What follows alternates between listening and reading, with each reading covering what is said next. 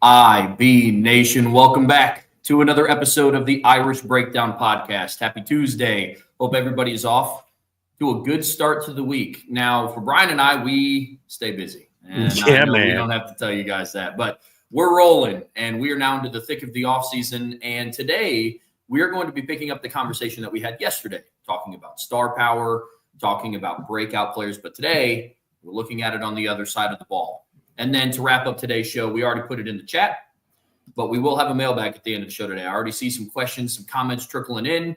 Make sure those get put in throughout the show to make sure that we have some good questions, some good conversation to talk about at the end of the show today. But where we're going to start, like we did yesterday, is we're going to start with the star power conversation. And Bryan, you and I were talking before the show, and this conversation is a little bit different than what we talked about on the offensive side of the ball.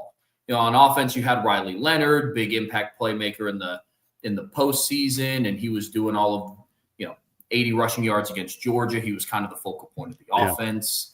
And now on the defensive side, it's a little bit different of a conversation, and you're having to replace guys who were impact players for not just last year, but really for the last two seasons in Riley Mills and Xavier Watts, Jack Kaiser, Howard Cross.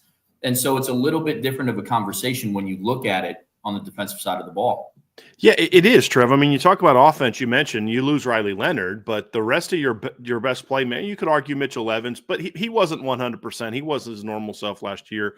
It's hard for me to say that, boy, you're just going to struggle to replace a tight end that averaged less than 10 yards a catch. Not that he can't be a better player, but just how he was used and the way that the offense kind of was built last year. But you're bringing back your two most explosive players in Jeremiah Love and Jadarian Price. You're bringing back your best receiver in Jaden Greathouse, who had two monster games at the end of the year. You're bringing back your most talented offensive linemen. The guys you lost were sort of the gritty veteran type of guys. And then you're replacing your starting boundary receiver with a guy who an undrafted player. Is a good player for Notre Dame. Like, Notre Dame was a better team with Bo Collins last year than had they not got Bo Collins. Like, there's no doubt about that. But with all due respect to Bo, you're replacing him with a bigger, better, more productive player from the same conference and a guy with higher upside. So defensively, however, Trev, you're replacing three All-Americans. Now, Howard Cross did not play like an All-American a season ago, but he did 2 years ago. Xavier Watts was an All-American the last 2 years, and then Riley Mills is an All-American this past season. And then you look at a guy like Jack Kaiser, who, wasn't an All-American, but this was a 4-year starter for you that played in more games than anyone in Notre Dame history. Very productive player and an early fourth-round draft pick for Notre Dame. So you look at the offensive side of the ball, you had a fifth-round draft pick at tight end and a sixth-round draft pick at quarterback. That's what you lost. On the other side of the ball, you lost more high-level talent. You lost your playmakers. And, Trev, all of these guys were captains for you. So they weren't just impactful players and star players on the field for their production. They were also the leaders of your team. And so defensively, there's, I don't want to say more question marks, but it's a different type of conversation, because on offense, it's sort of like younger players now ascending into the roles they have kind of been building towards and kind of started to take over last year. Jeremiah Love became a star last year. Jaden Greathouse showed he can be a star last year, those type of things. Where on defense, it's more of a passing of the torch type of situation, and that doesn't always go according to plan, Trev. Now, it has for Notre Dame in recent seasons. And now it's also like J.D. Bertrand kind of had to pass the torch of the starting middle linebacker and leader of the defense to Drake Bowen, and he did that. Now it's time, say, hey, can he take another step? And there's all these different things about it, but the good thing is there's a lot of potential options here for star power. We're going to make predictions on defense of 3 players that we are projecting to be stars this season. And we're not going to talk – there's only one sophomore we're going to talk about in either segment today. Because, again, next week we're going to have a whole sophomore segment, because the sophomore class is going to be so important to this football team. So we're going to have a show completely dedicated to the sophomores. But there's one guy we had to mention today. So just kind of keep that in mind when we're having these conversations. But the good news is, Trev, there's a lot of potential stars and breakout players Who are those going to be? We're going to find out. But there's 3 guys that you and I are going to talk about today that we're pretty comfortable are going to grow into be star players. And again, what does that mean?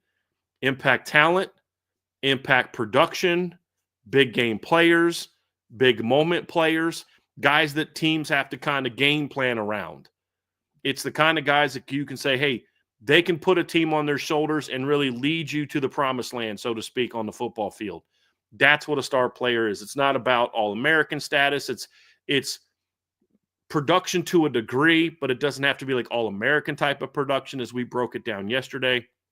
All those things kind of play a role in this, Trev. But Notre Dame certainly has star power returning in one spot, but there's a lot of potential for that to emerge this season. And you're going to say, hey, if Al Golden was coming back, I'd be no-brainer this is going to happen. Part of the thing here is there is a new D coordinator. Can he get the most out of the players the way Al Golden did? The good news on the counter argument is, but you're also bringing back all the position coaches that were responsible for developing those players and turning them All-American. So all in all, a lot of excitement and anticipation of these next in-line stars breaking out this season. I don't think you can have a conversation around star power without bringing up our first guy. And it's about, whose name is getting circled on the scouting report when everybody gets it on Sunday morning film sessions. And I think you have to start with Leonard Moore. He is a player that I think he's the most decorated defensive player that is returning from last year's roster with all of the accolades that he wore, or all the accolades that he, earned last season. He was an FWAA Defensive Freshman of the Year. He was the FWAA named to their All-American team, and he's catching a lot of hype throughout this offseason. PFF ranked him as their #1 returning cornerback in college football this year. He's only the 3rd sophomore since PFF started putting out these lists in 2020 to earn those honors as a sophomore, a true sophomore. The people he joins on that list is Caleb Downs from Ohio State from a season ago, and Derek Stingley Jr., who ended up being a first-round draft pick and just got a really big contract extension for the Texans this past offseason. So he's amongst some really good company, but pretty decent players. They're decent. All right. Yeah, they're okay. And, so you start talking about Leonard Moore, and he had more of an untraditional path to stardom. He started out as a rotational piece. He did play early in the season. I think there's a minority population of people that thought that the first time he stepped foot on the field was against Louisville when he earned his first start. And Leonard Moore played. Yep. Yeah. He played in the season opener in meaningful minutes, not just on special teams. He rotated in on defense. He earned his first start against Louisville when Christian Gray was ruled out of the starting lineup. He started at field corner alongside Ben Morrison. And then after the Stanford game, he took over from Georgia Tech on to the end of the season. And you guys know what it is. The rest is history. And Leonard Moore is now seemingly the next in line corner to be the next big defensive back name for Notre Dame. Well, what's interesting, Trevor, is the pressure that was on Leonard Moore last season wasn't just, hey, you're a true freshman. Hey, you're stepping into the starting lineup as a true freshman for a team that's battling for a playoff spot. Oh, by the way, you're also replacing arguably our best player. That's the way you're looking at it in that locker room. Is that's what he's being tasked with.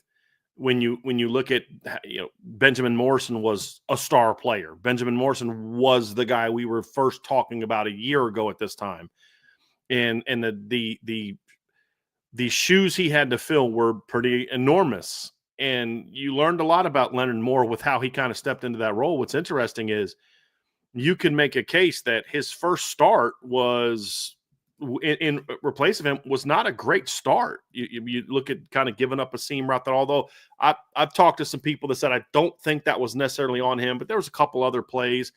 The interception that Adon Shuler had, he had taken a bad route on the crossing route. The guy was actually open, but the pressure forced a high throw that Adon picked off. He didn't play great football in that game.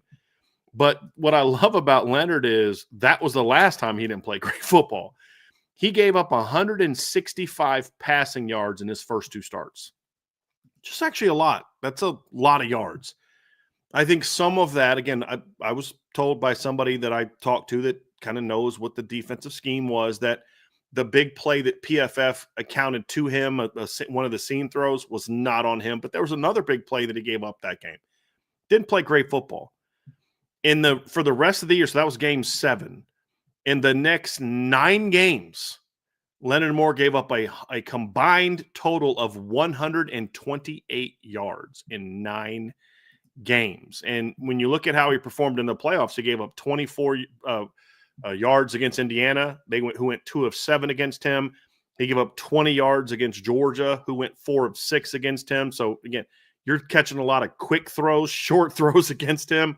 Gave up 1 catch for 6 yards against Penn State, and he'll give up 14 yards on 2 attempts or 2 catches and 3 targets against Ohio State.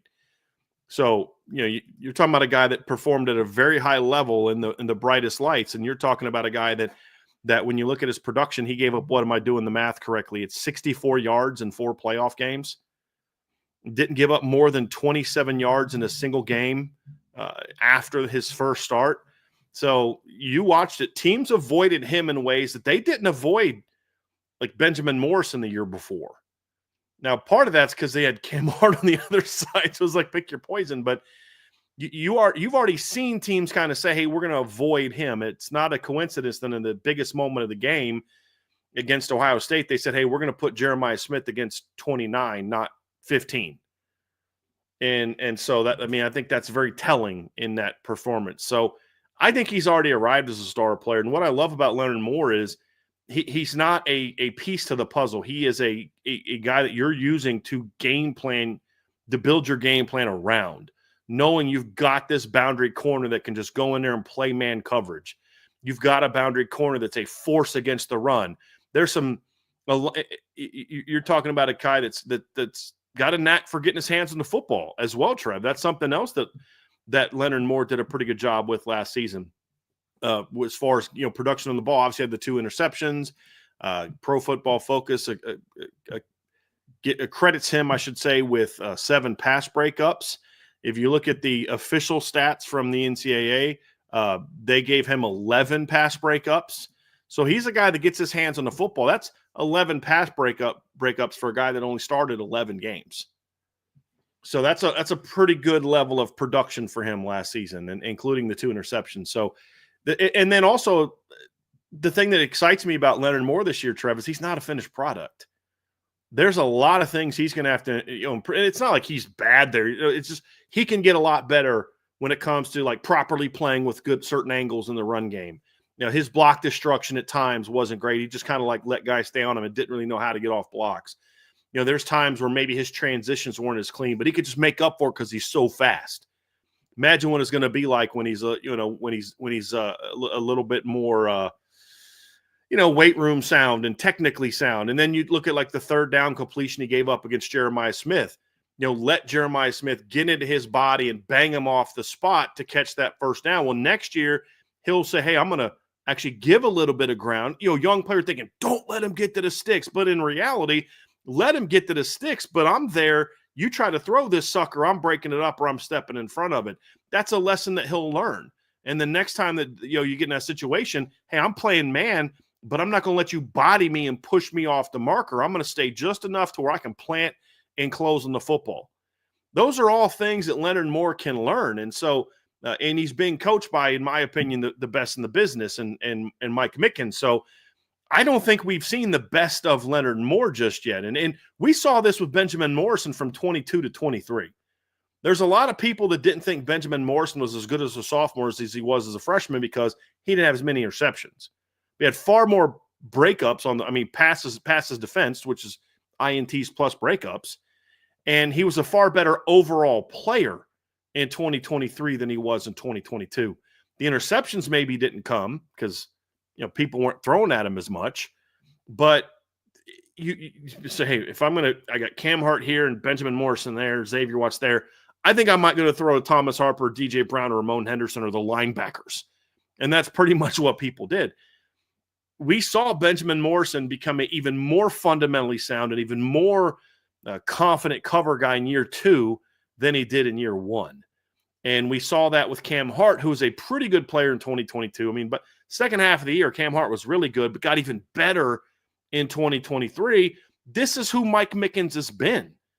The longer you play for him, the more sound you become, the more effective you become, the better your all-around game becomes. And I fully expect that to happen this year for Leonard Moore, who, elite size, elite speed, elite football IQ. He's got the total package. As long as he stays hungry and keeps that drive, he's going to be an absolute stud for Notre Dame this year. And a guy that you can say, okay, boundaries taken care of. If you still choose to go field boundary, which I believe they will, he's going to be an impact player for Notre Dame. Yeah, the exciting thing about Leonard Moore is, one, his willingness to stick his nose in there in the run game. Had a forced fumble against Bryson Daly in the Army game. He had that big forced fumble against Tyler Shuck on that play where he hawked him down from 30 yards away. So it's all really exciting. And, you talk about his physical development. Some of it is just going to be the natural progression of going from a true freshman in college just being a sophomore. And once you add the strength to his game, it's just, man. Part of the reason, Trev, that we're going to have our sophomore breakout story coming up is because for a couple things. Number one, it's that this class was special and it's going to have a huge impact. But I think that's also evident in college football as a whole. The sophomore class in college football this year is going to have a major impact on who wins the national championship. I mean, you could argue Notre Dame's best player is a sophomore. I think Jeremiah Love is like, hold on a second. But that's the debate. Who's the best overall player, Leonard Moore or Jeremiah Love? Who dominates their position at a higher level? It's at least debatable. Ohio State's best player is a sophomore. Alabama's best player is a sophomore. Like that Notre Dame is in that boat. And so you're seeing sophomore. There's a lot of sophomore quarterbacks that are starting for top teams this year. Ohio State's going to have a sophomore quarterback this year. Notre Dame's going to have a sophomore quarterback this year. Florida's going to have a sophomore quarterback this year. So you're seeing a lot of these teams that young players are having to step up and have a big impact. And Leonard Moore's as good as any of them. And that you ask me what's different about Notre Dame now than what it was in the past. It's like I was talking about that with on the show I was on earlier with Cole Kubelic and Greg McElroy. Is like, who'd have thought 3 years ago that coming back to college football, Notre Dame would have the best running back and best cornerback in college football? Who'd have thought that 3, 4, 5 years ago before Marcus Freeman showed up? Nobody. And that's where you start to get excited about, boy, who could these guys be? And man, it's exciting. But when you've got a player like him on the boundary, it's a great asset for a defensive coordinator. Because the thing I liked about Leonard Moore is after that first start, there was just a level of consistency to his game where you just kind of knew what you were going to get week after week after week. And you hope that continues this season. I mean, the only reason it doesn't continue this season is A, he is injured, or B, he doesn't stay. He's not he doesn't stay hungry. He just thinks, hey, it's arrived. I'm a stud. I'm the man. Nothing I've heard about Leonard Moore from any of my sources inside the program have even hinted that he's at all in that sort of look at me, how great I am type of role. He's keeping his head down from what I'm told and continuing to work. So that's a positive sign that, he'll be able to continue that this season. That's definitely the things that you love to hear. Absolutely. And you talk transitioning and growing into a better player and a more impactful player. And I think the second guy on our list that we're going to talk about really embodies that, and the journey that he went from his first start against Texas A&M to where he was at in the national championship game. And we're talking about linebacker Drake Bowen. He is somebody, as a true sophomore, started all 16 games at middle linebacker for Notre Dame, next to Jack Kaiser. I've talked a lot about another player on this list that we're going to get to here in a little bit, starting alongside Xavier Watts, and how valuable that experience was from a leadership perspective, from on and off the field, and then just an overall on the field experience. We talk a lot about him. But Drake Bowen also started 16 games alongside Jack Kaiser last season. And he's somebody that got to learn how he prepared and how he led the position room, how he led the defense, how he led the team, which I think is a big reason why Drake Bowen, on top of his on-field production, which we also assume is going to take a jump this season, I think that's why he's in the star power category for us, is because he's going to be wearing multiple hats. And he's one of those guys. You talked yesterday about how Emil Wagner just kind of seems like that kid that when you give him the leadership hat, it's just going to amplify how he plays on and how he shows up off the field. And I think Drake Bowen embodies that as well, Brian. I really do. I like that you said that you give Emil the leadership mantle, and that's I mean, obviously part of that's earned, but it is kind of saying to him, hey man, we need you to be a leader. The reason I chuckled is because when you look at Drake Bowen, there was no giving him that. He came out last year and was like, no, I know he's a captain, but I'm the leader of this defense. Yeah. And you'd heard other players talk about that as the season wore on when they would bring up Drake. And you talk about a guy that last season was 7th on the team in snaps, but finished 3rd on the team in tackles, and was an impactful player for them last season. Didn't blitz as much as what J.D. Bertrand did the year before. Started to get a little bit better at that late in the season. Had a couple really good pressures in the postseason. Had a couple against Georgia. He actually had good pressure on the quarterback on that last big play to Jeremiah Smith. He just made a great ball, and it was a great catch. But you look at Drake Bowen, you say, okay, why are we thinking Drake Bowen can be a star player for Notre Dame this season? Well, there's a lot of different aspects of it. Does he have star talent? I believe so. This is a kid that I graded out as a top 100 recruit coming out of high school. I think that Drake is a much better athlete than some in the Notre Dame fan base want to give him credit for. I don't know where this notion that Drake Bowen's not a top athlete comes from. I mean, Drake Bowen was also a Division I baseball player, played shortstop much of his career, played some outfield. Like he wasn't over there playing first base just because he can hits dingers. You know what I mean? So this is a kid who's a very good athlete. Is he a Jalen Smith type of athlete? No.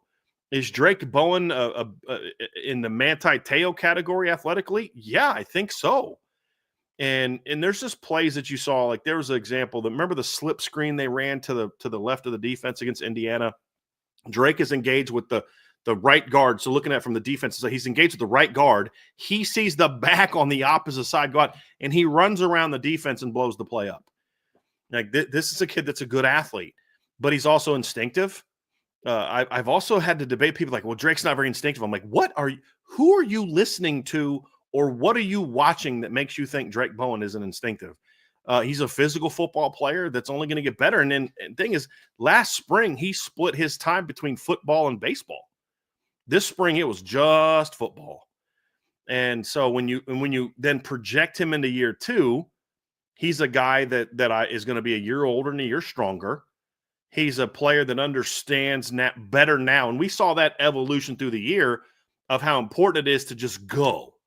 And one of the issues you talk about the evolution from game 1 to the end of the season, there was a couple plays in game 1 where Drake Bowen made some guys on Texas A&M feel it. Like they remembered Drake after that. I think it was a tight end that tried to kind of get into the hole, and Drake was like, no, sir, and just like rocked them back.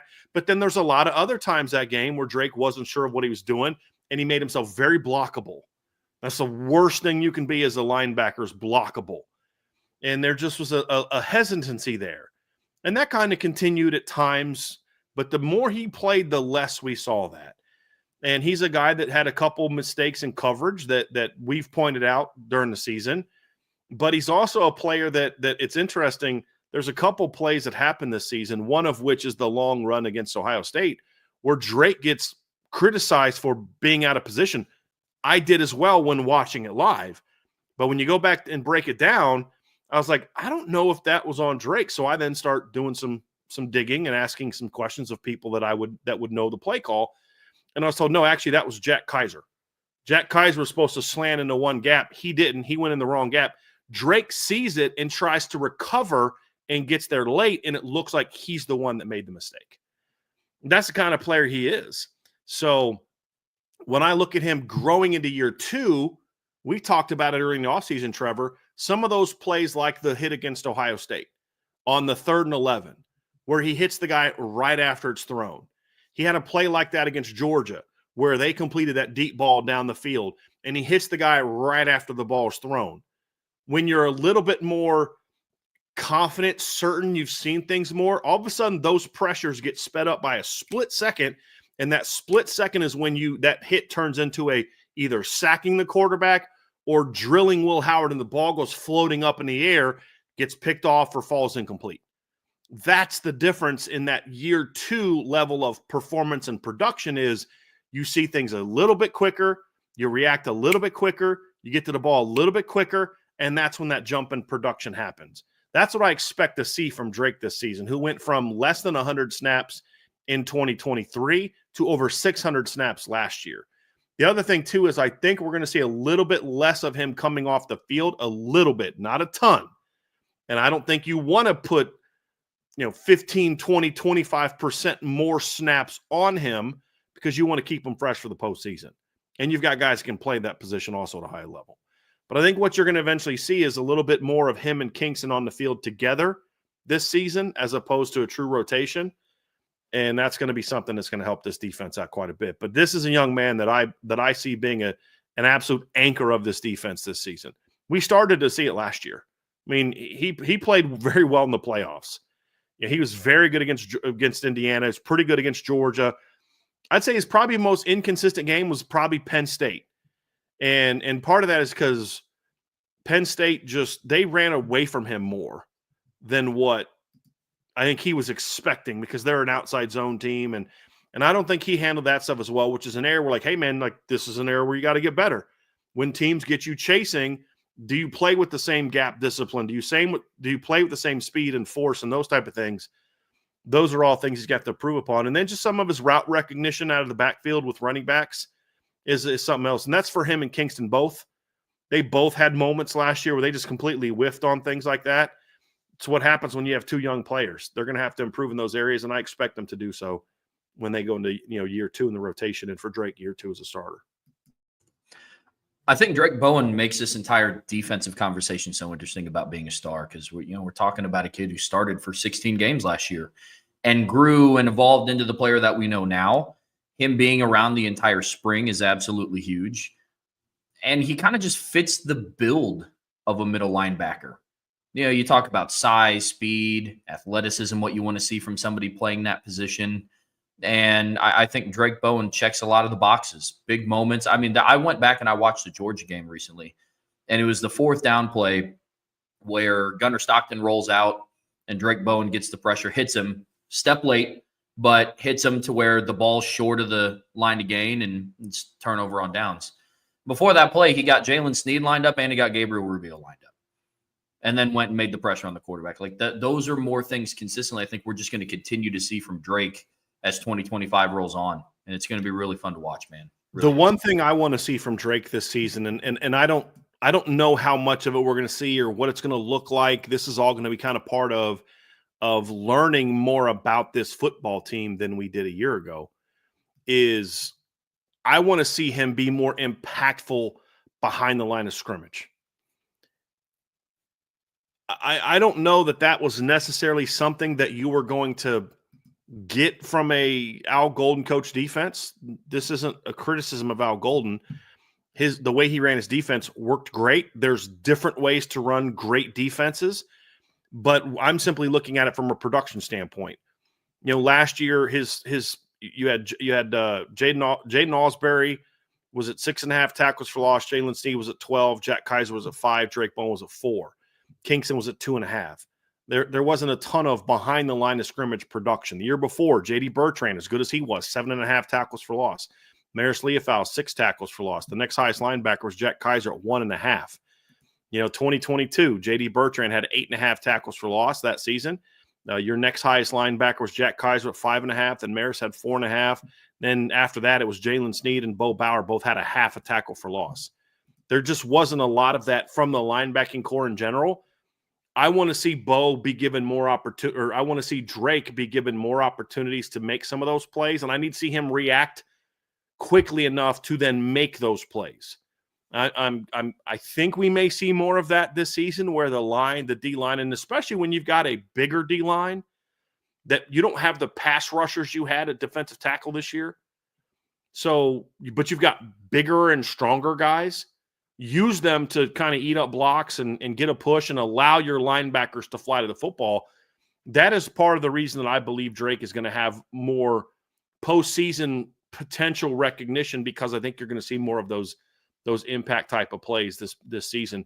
And as much as Notre Dame run stunted and blitz last season, your linebacker's job is to blow up his gap and then get to the ball, where I think you're going to see the linebackers be allowed to kind of flow to the ball more, and you're going to have the D-line be more accountable for sort of eating those gaps up. So I think those are things that are going to help Drake be more productive, but there's things he needs to do better to maximize those opportunities when they're there. Because I don't think Drake Bowen only got 4 opportunities to make a tackle behind the line of scrimmage last year.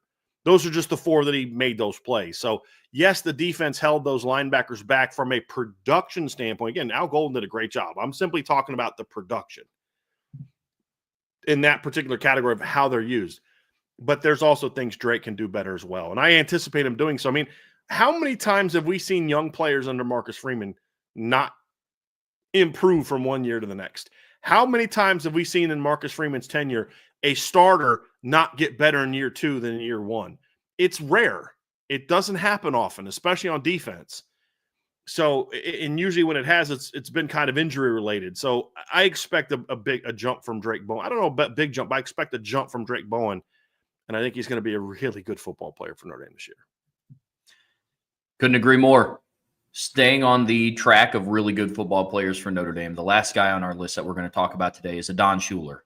And he, alongside Drake Bowen, started all 16 games last year, got a lot of on the field and off the field tutelage from a veteran on the team, another All-American, a captain in Xavier Watts. And when you talk about a guy like Adon Shuler, he was very productive. There's things that he has to improve on, which we'll talk about. But his potential to be a star, the one thing that I want to be clear of when I talk about Adon Shuler, the expectation of him being a star isn't to replace Xavier Watts' star potential. Yeah. It's not that. There's a lot of people that take that away.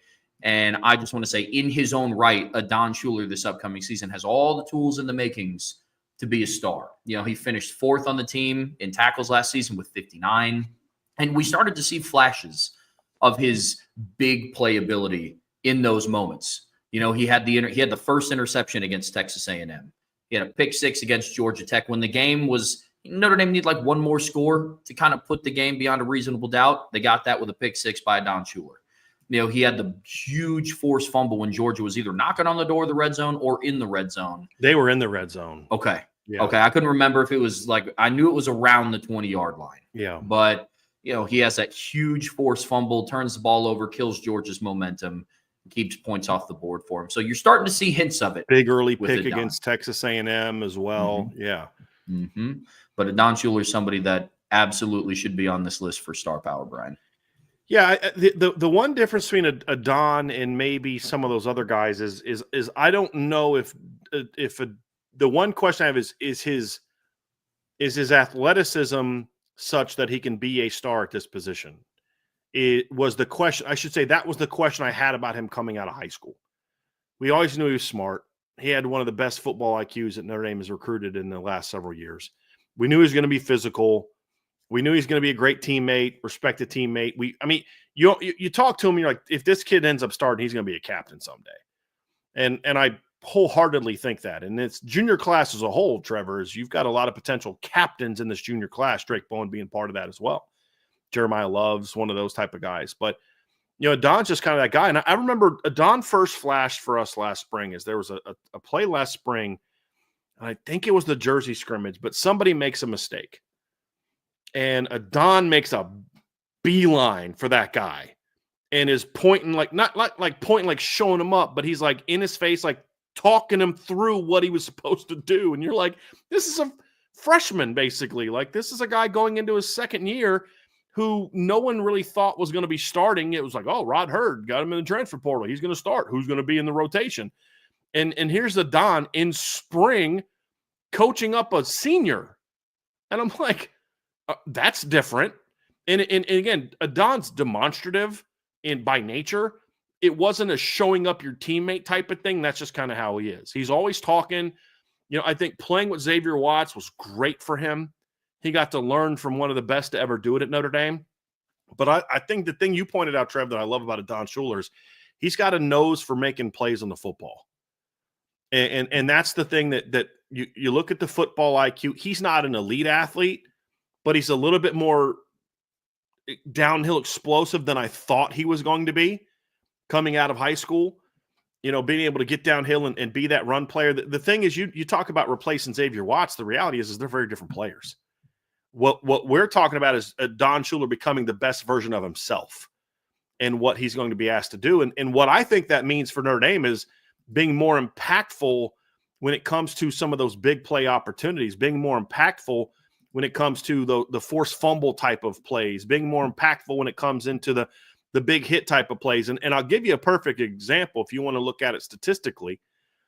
Last year, Xavier Watts played 970 snaps. He played 451 run defense snaps. Last year, Adon Shuler played 768 snaps, so 202 fewer snaps, and he played 358 total run snaps, which is what it'd be. Xavier, what did I say Xavier was? He was at 451, so it's a little less than 193 fewer snaps, same number of run stops or stops according to Pro Football Focus, because he's just more impactful on the ball. Now, on the flip side of that number goes way up this year if Adon becomes a better tackler. And there was far too many times last year that Adon would come downhill sort of out of control and just like a missile fly right past the guy. Instead of saying, hey, there's a time and a place to come down like a missile and lay somebody out, there's a time and a place to come downhill, be balanced, and make that tackle. Xavier Watts understood that because Xavier wasn't the thumper. So Xavier had to be thoughtful about form tackling and those type of things because he didn't have the power that Adon had. That's going to be a big part about his game is, can you become a little bit more disciplined in how you play the game, especially in the run game? Because think about what his numbers would look like, Trev, if he improved on his missed tackle numbers. He had 18 missed tackles last season, Adon did. That's something that's 5 more than anybody else on the team and 7 more than who was number 3. 10 more than who was number 4. That's an area where he's going to have to improve by a bunch. If he does, his game explodes. Because I think they understand what makes him good in the pass game. It's not playing man coverage on people. It's being that alley player. It's playing over top. It's being in a position, because Adon's smart. You look at the interception that he had against Virginia. He was kind of coming down this way, reads the quarterback eyes, jumps back in front of underneath the route, picks it off. And so just being in you say, well, this guy's in position a lot to make those plays. He's kind of fortunate that he's always in that trail. Well, that's what his job is to be in that trail position where if this quarterback doesn't make this throw perfect, you're there to pick it off. And if he doesn't make the throw, you're squeezing down on that route and you're laying that receiver out. And Adon's very good at that. And as long as Chris Ash allows him to play the game that way also, then he'll be very effective in the pass game. He's not the coverage player that Xavier was, but he wasn't asked to be last year, and you won't ask him to be this year. He's going to be a play the alleys, play over top, get your hands on the football, and be a force, because as we saw last season, Trev, when he arrives at the football properly, he arrives at the football with force. And that play that he had against Georgia was just, it was a game-changing play. I think we'll see a little bit more of that this season from him, where his physicality makes more plays, tipping the ball in the air, forcing fumbles, things like that. Because like Drake Bowen, just that extra year of experience, he gets to things just a second faster, second quicker. Instead of him tackling a guy on a crossing route, he gets there, split second faster, breaks that ball up or picks it off. Those are areas where I think you'll see Adon Shuler be a lot more effective this season as a football player. Just clean up some of that stuff, which is sort of that natural year 2 progression. Yeah. I think this is also an area where having Chris Ash on your defense can help you, because he is a safety guy, where maybe some of that stuff, him and Mike Mickens can kind of team up, say, hey, how do we make sure our safeties are tackling better than they did a year ago? Because they combined for 31 missed tackles, your 2 starting safeties did. So an average of almost 2 a game. That's got to get better. Before we kind of wrap up this section of the show, I do have a question for you. Based on his style of play with Adon Shuler, would it at all surprise you if, Adon Shuler, we remember him for the more impactful plays and the big moments, thus why we have him in the star power category, but the safety starting alongside him, would it surprise you at all if they had more interceptions at the end of the year because of how he plays? Because they wouldn't ask Adon to be in coverage like they would a Xavier Watts. Would it surprise me if Adon has more interceptions or the safety's opposite? The safety opposite of him does. Well, I just think it's the nature of field versus boundary is part of it too, Trev, is he's the boundary safety. So he's going to kind of roll over the top more, come in the alleys more. He's not playing the field as much as what Xavier was. But just the nature of how you should use him, I don't ever expect him to have the same number of interceptions that Xavier had. No, Sure. I think the players opposite him, could they have more picks this year than what Xavier had last year? It's possible. I mean, he had 6, right? And I believe that Luke Tauch was playing that field position when he picked off Florida State. So I think that's 7. I could see that. Because you got to look at it, Trevor, and say, if Christian Gray is the player we think he's going to be, and Adon, we just talked about 2 safeties potentially, or 2 DBs potentially being star players. I know that you and I have had a lot of talks about Christian Gray. We're not going to talk about him in the breakout section, or see he's not on the list for breakouts today, right? Because he's in a different category that we're gonna have some conversations about. Christian could easily be on the breakout category conversation, and he could be, but we want to save him for a different talk. There gets to a point in time where it's like, who are you going to throw at? Who are you going to throw at? That's kind of what it comes down to. And I think you're going to see them have to try to attack teams. Teams attack Notre Dame more up the seams against the linebackers, going at the other safeties and trying to find more ways to win out there. That's kind of where I'm at. I hear you. Well, any final thoughts on the star players that we kind of have projected for this upcoming season before we move over? Yeah, when I look at the star power for this, Trev, I will say this. This is the 3 that we're most confident in. I do believe if Notre Dame's going to win a championship this season or compete for a championship, and the defense is playing a key role in that, like it was a year ago, you're going to need to see somebody else. Right? That's the reality of it. You're going to need to see somebody else step up and be that impact player. I think that you're going to need a rotation of at least 4 or 5 guys that flash star potential at times. You don't necessarily need a Boubacar Traore or a Bryce Young to be stars, but you need them to have games where they are that way. You don't need any of your D tackles to necessarily be stars, but you're going to need them to raise their level of play, but then have those moments where, like, dude took over that game. And I think that's going to be a big part of this. Is the 3 is great. It's a great foundation, but because what are we talking about here? It's compete for a championship. Then, at that point in time, it's, hey, man, you're going to need some other guys to kind of raise the level of play. The good news is we're looking at the roster, Trev, and it's like there's some guys that have star talent, not that we're asking to do that. Not like, hey, I need this undersized, high motor guy to play like a star. It's like, no, I need that 6'4", super long armed, twitchy, athletic edge guy to play like a star. I need that 6'7", 260-pound, freaky athlete defensive end to play like a star. I need at times the 6'5", 319 pounds nose to D tackle to play like one. Or, it's that kind of conversation, Trev, where I need at times your 6'4", 215-pound junior safety, or your 6'5", 205 freshman safety, or your 6'2", 195 sophomore safety that are all really athletic players to have moments where they play like stars. 2 years ago, opposite Xavier Watts, you're trying to win with DJ Brown and Ramon Henderson, who are polar opposite players. DJ had the mind of a big-time football player. He didn't have the body. He didn't have the athleticism that you want in a top player. I think he ran like a 4.7 or something like that at the combine. Imagine if DJ Brown had Ramon Henderson's athleticism. DJ's getting paid a lot of money to play NFL football right now. I'm not saying like a high draft pick, but like he's playing in the NFL right now. Love DJ Brown. He doesn't have the athletic skills, the high-level athletic skills. Ramon, on the other hand, was really athletic, but had like no instincts whatsoever when it came to football. Well, now you're looking at guys that have both. And 2 years ago, you're trying to win a championship with those guys opposite Xavier Watts. Now it's like, well, you get a guy in Jalen Stroman who's like an all-ACC caliber player, and you're like, dude may not even start for Notre Dame this year. But if he does, you've got 2 very good players at safety.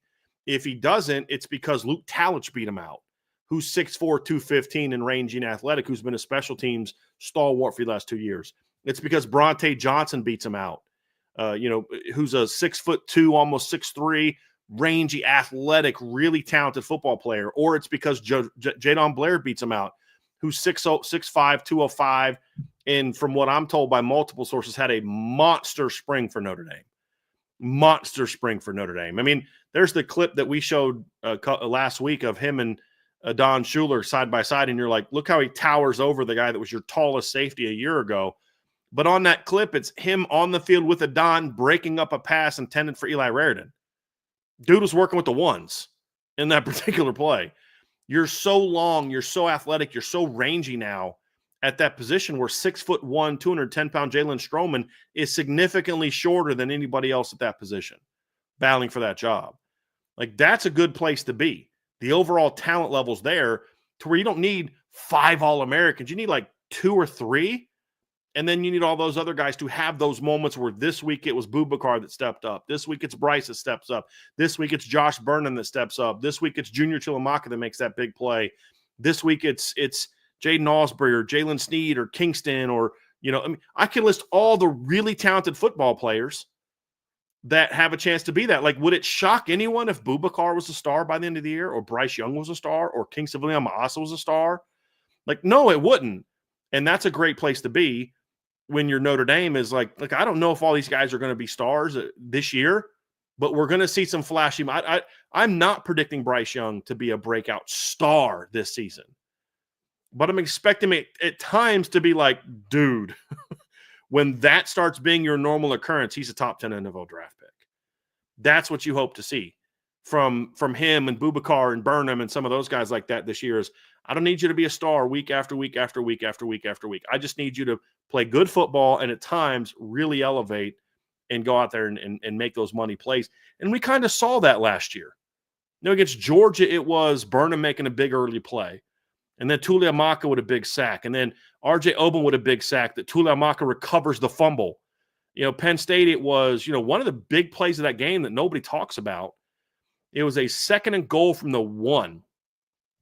Josh Burnham just comes off the line, whoops this guy, and tackles the running back for a -3-yard gain. What did that force Penn State to do? Throw on 3rd down. Bad ball by Drew Aller. Guy drops it. They don't score. They settle for a field goal. Make it 10-0 instead of 14-0. That was a big play. And Burnham had snaps like that last year. It was always different guys at different times. But the difference now is the Burnhams, the Traore's, the Bryce Youngs, the other guys we talked, they're elite talents as well. They got elite potential. That's the biggest difference with Notre Dame that I don't think a lot of outsiders truly understand, and why I don't think that Notre Dame is getting some of the preseason love they should is because I don't think people realize how talented this defensive roster is beyond just the 3 guys that we feel kind of comfortable saying, I think those guys are going to be stars this year.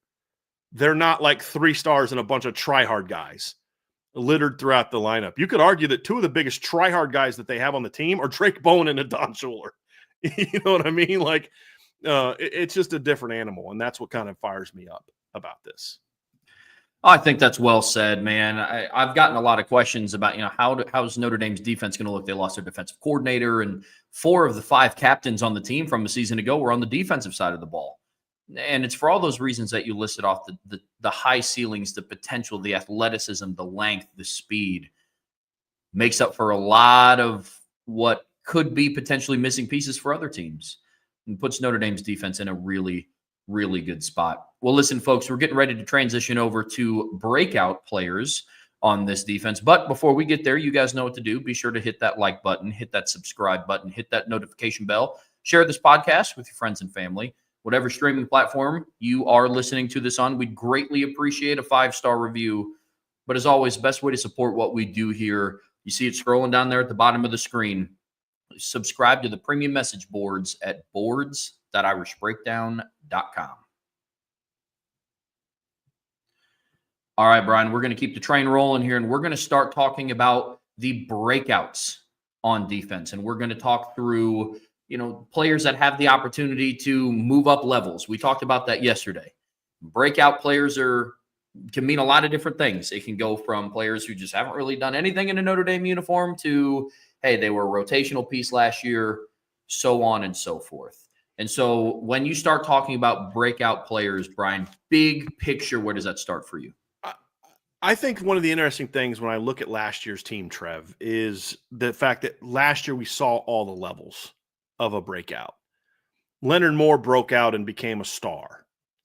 I would even argue that Riley Mills broke out last season, like starting at the Louisville game. Like he was a good player the year before, but became a stud after that. So those are two different types. One guy went from being a good player to a great player. Another guy went from being, you look at Leonard Moore, freshman, not playing a whole lot, to freshman All-American star player. You look at Drake Bowen going from being a guy that barely played to a really good starter. Didn't have a breakout from the standpoint if he was an All-American, but that's a breakout. Now we're expecting Drake to take another jump, and he technically could be in the breakout category as well. And really, Adon and Drake would both also be considered breakouts if they become the stars that we think they're going to be. When I look at it, though, is like it's not just them, though. It's not just the Riley Millses and the Drake Bowens and the Leonard Moores. It's also guys like a Donovan Heinisch, who really never played a lot of meaningful downs for Notre Dame in the past, and wasn't a guy that really you looked at preseason and you're thinking, boy, Donovan Heinisch is going to be a really impactful player for you in November. I wasn't saying that. I was like, a nice rotation player. It's a kid that played 101 snaps his first 2 years, and 100 of those came in his second year. That's it. Had 2 pressures coming into last season. That's it. 100 snaps, 2 total pressures. Then he comes out this year, and from the first game of the year, it's very obvious that he's going to be a key part of the rotation. And he was okay the first half of the year. Had some ups, had some downs. I think it took them a while to really learn how to properly use Donovan. In the second half of the year, he was an impactful player for them. And you look at it and you look at the first, what it'd be 3, 4, 5, 6, 7, the first 8 games of the year, Donovan Heinisch had a total of 4 total pressures and had a total of 4 total run stops.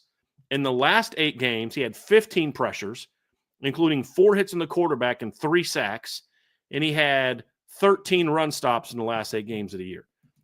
Completely different player. In the minute that Howard Cross went down, Donovan Heinisch stepped in the lineup and was like, not only am I going to play well, I'm going to play better than what Howard was playing the last few games. And that's what he did. Who had the game-winning sack against Georgia, the game-clinching sack against Georgia? It's Donovan Heinisch. That's a breakout. Now, is he ever going to be an All-American? No, I don't see that. But there's different levels to that. The problem on this defense, Trev, is there's so many potential breakouts for that higher level that some of those type of guys get overlooked. But they're very important. And yes, it was great that Donovan Heinisch, or Drake Bowen had a breakout and Leonard Moore had a breakout and Adon Shuler had a breakout, but you also needed the Donovan Heinisches. And we're going to talk a lot about guys that are stud players, but who are those guys this season? Who are those? I'm going to do the dirty work. I'm going to do what I need to do when my number's called type of players. Those are very important to a defense as well. And what's interesting about this Notre Dame team is there's just fewer and fewer of those type of players that are in this conversation because the talent level has been raised so much on the recruiting trail the last couple of years. But I do think we will still see some guys like that really step into the mix. A reminder also, folks, we had to redo the list because we kind of forgot about our sophomore art thing that we're going to do. So we had to remove a couple. We had Bryce Young on the list. We had Kingston Villiamas on the list. Like, we were definitely going to talk about those 2 guys, and we pulled them off of the list because we're going to talk about them next week when we have our sophomore discussion. But keep that in mind that we're not forgetting about Kingston. We're not forgetting about Bryce Young. Those are guys that we expect to be breakout players potentially as well. But there's a couple other guys that we're going to focus on that whether or not they do break out like we hope and think they're going to is going to go a long way towards determining how good this football team could be. It's going to be a little bit different because there's one that's a position group. It's a group of guys at a position as opposed to like individual players. But this list could be, and there's actually a couple guys I'm going to add at the end, Trev, that's not on the list that I sent you that are going to be part of this conversation as well, that I'm going to mention because they're going to be part of future shows, but I want to at least mention as potential breakout players. But it starts up front, Trev. First breakout prediction for me, as long as he's healthy, Boubacar Traore. Look, we're talking about a guy with Boubacar Traore whose measurables and athleticism are off the charts. He might have the quickest first step on the team. We here at Irish Breakdown have been very high on Boubacar Traore, and that dates back to before I was on staff. I know Bryan was very, very, very high on Boubacar when he came out. Did he receive your highest upside grade in that class? Yeah. So like Ryan and I did the upside grades, and Ryan had him number 2, I had him number 1. So like we both knew that like this kid's best day of football is ahead of him, Trev. Well, you and I have talked about that. Notre Dame coaches talked about that. But I thought it was going to be as a big end, maybe growing into a D tackle. The one surprise has been he's kind of kept his weight down. He's smaller now than he was in high school. It's like 235, 240. But, man, that first step is explosive. And he's super long. Like, he's got those tools. We talk about tools. Long, powerful hands, twitchy, can bend, can change direction, all those tools that you want in an elite edge rusher. He has them all except for one. Health, staying healthy. And that's true going back to his high school days as well.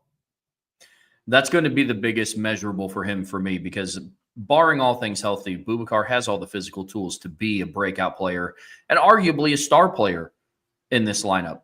But, you start thinking about what we need to see.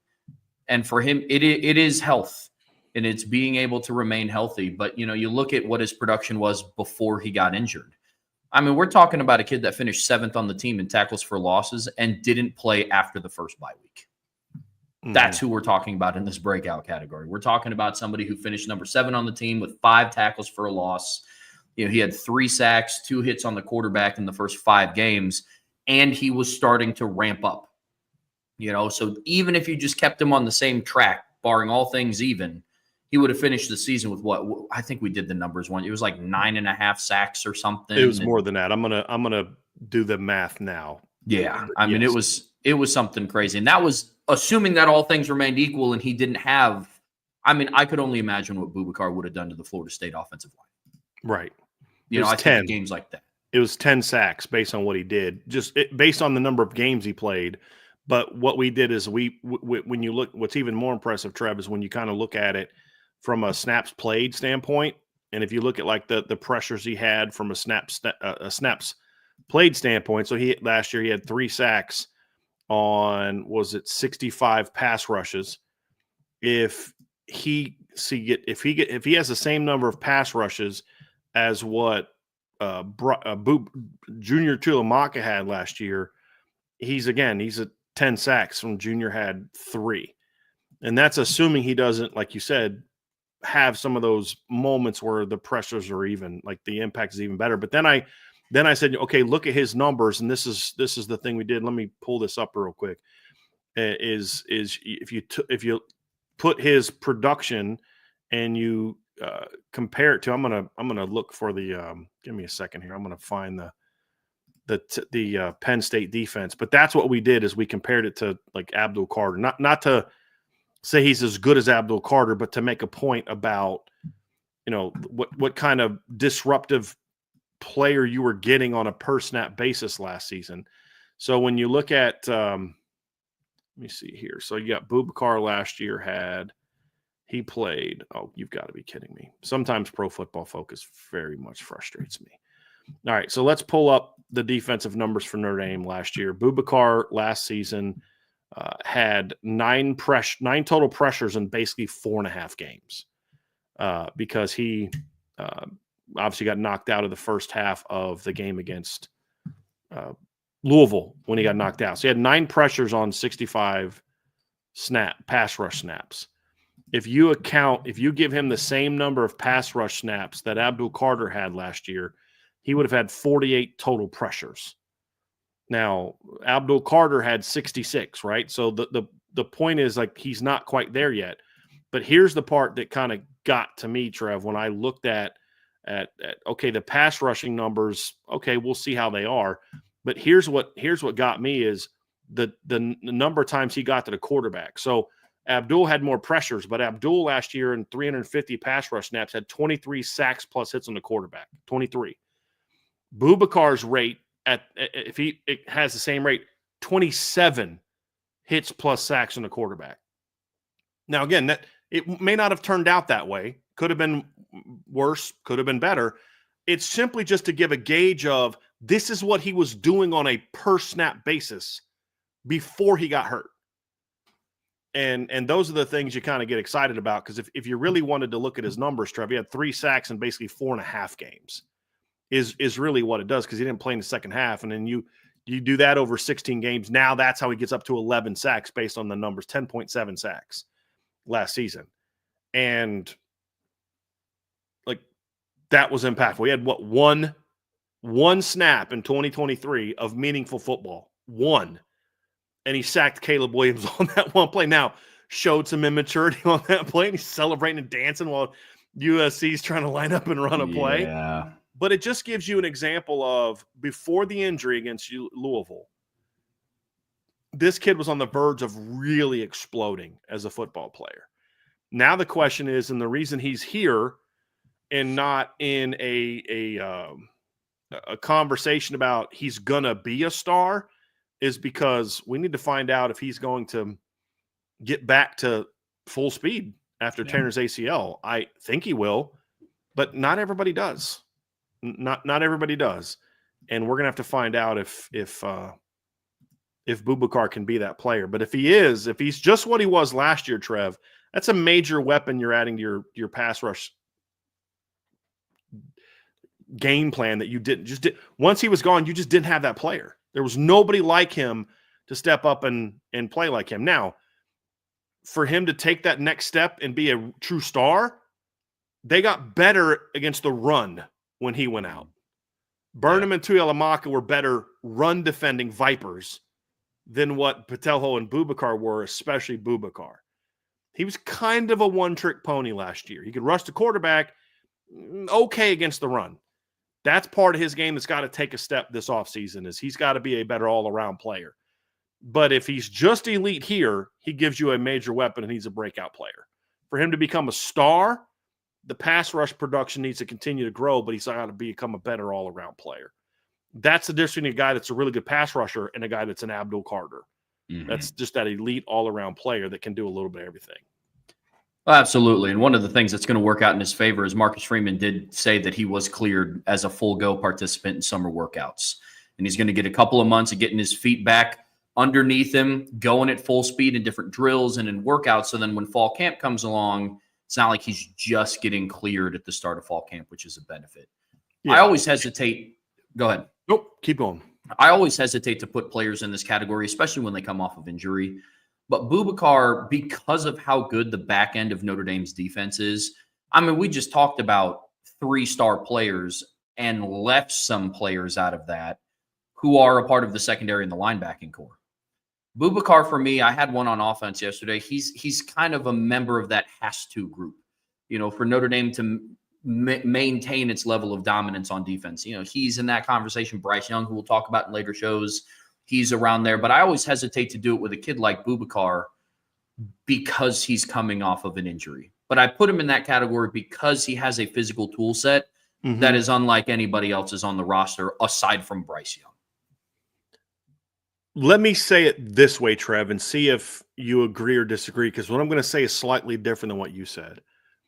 I don't think Boubacar has to do anything except stay healthy and just, you know, be an player for them to do what they did last year, because they did what they did last year without him.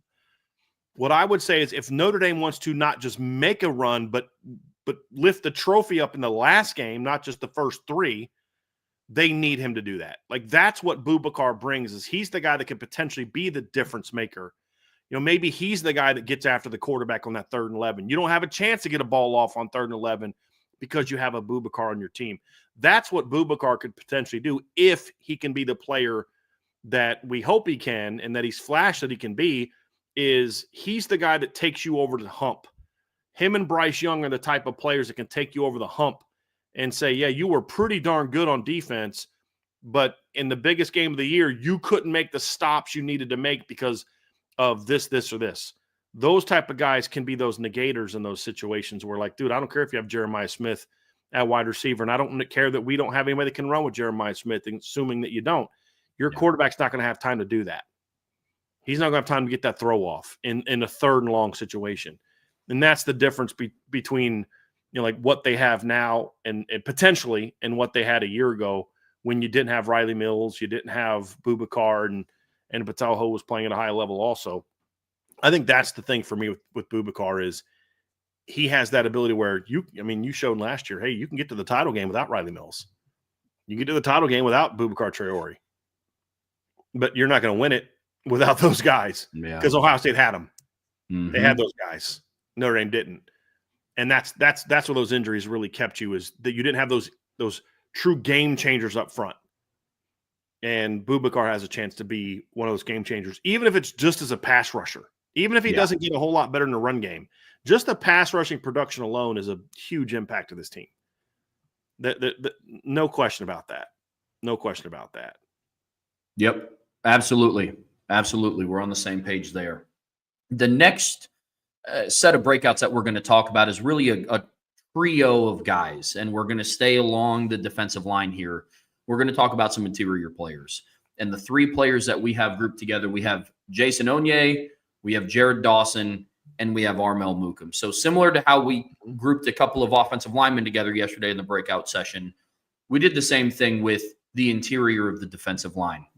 Now, when I look at this, my takeaway is, Marcus Freeman talked in his press conference of, the process of replacing Riley Mills and Howard Cross. You don't just do it with two names. You do it with a bulk of production, and you have to replace their production. There is no other Riley Mills on this roster right now. There could be down the road, and maybe we're having a different conversation come October, November, December. But as of today on May 13th, there's no Riley Mills. Right. And so you're going to have to replace his production with a triage of people.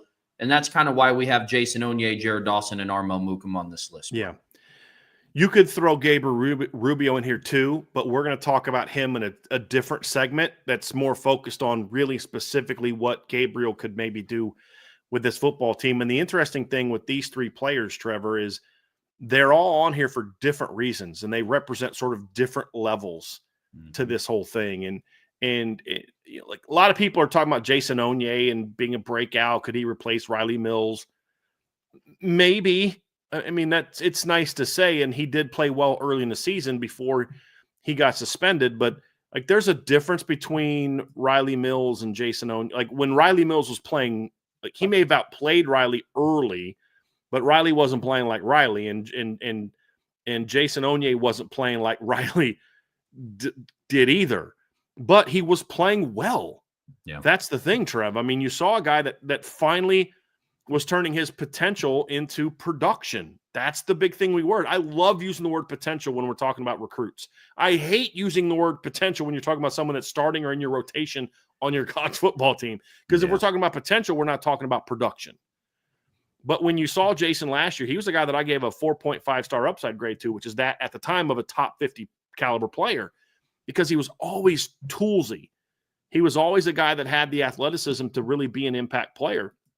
And when you look at what he did last season, Trev, in 5 games, he had 10 hurries in 5 games.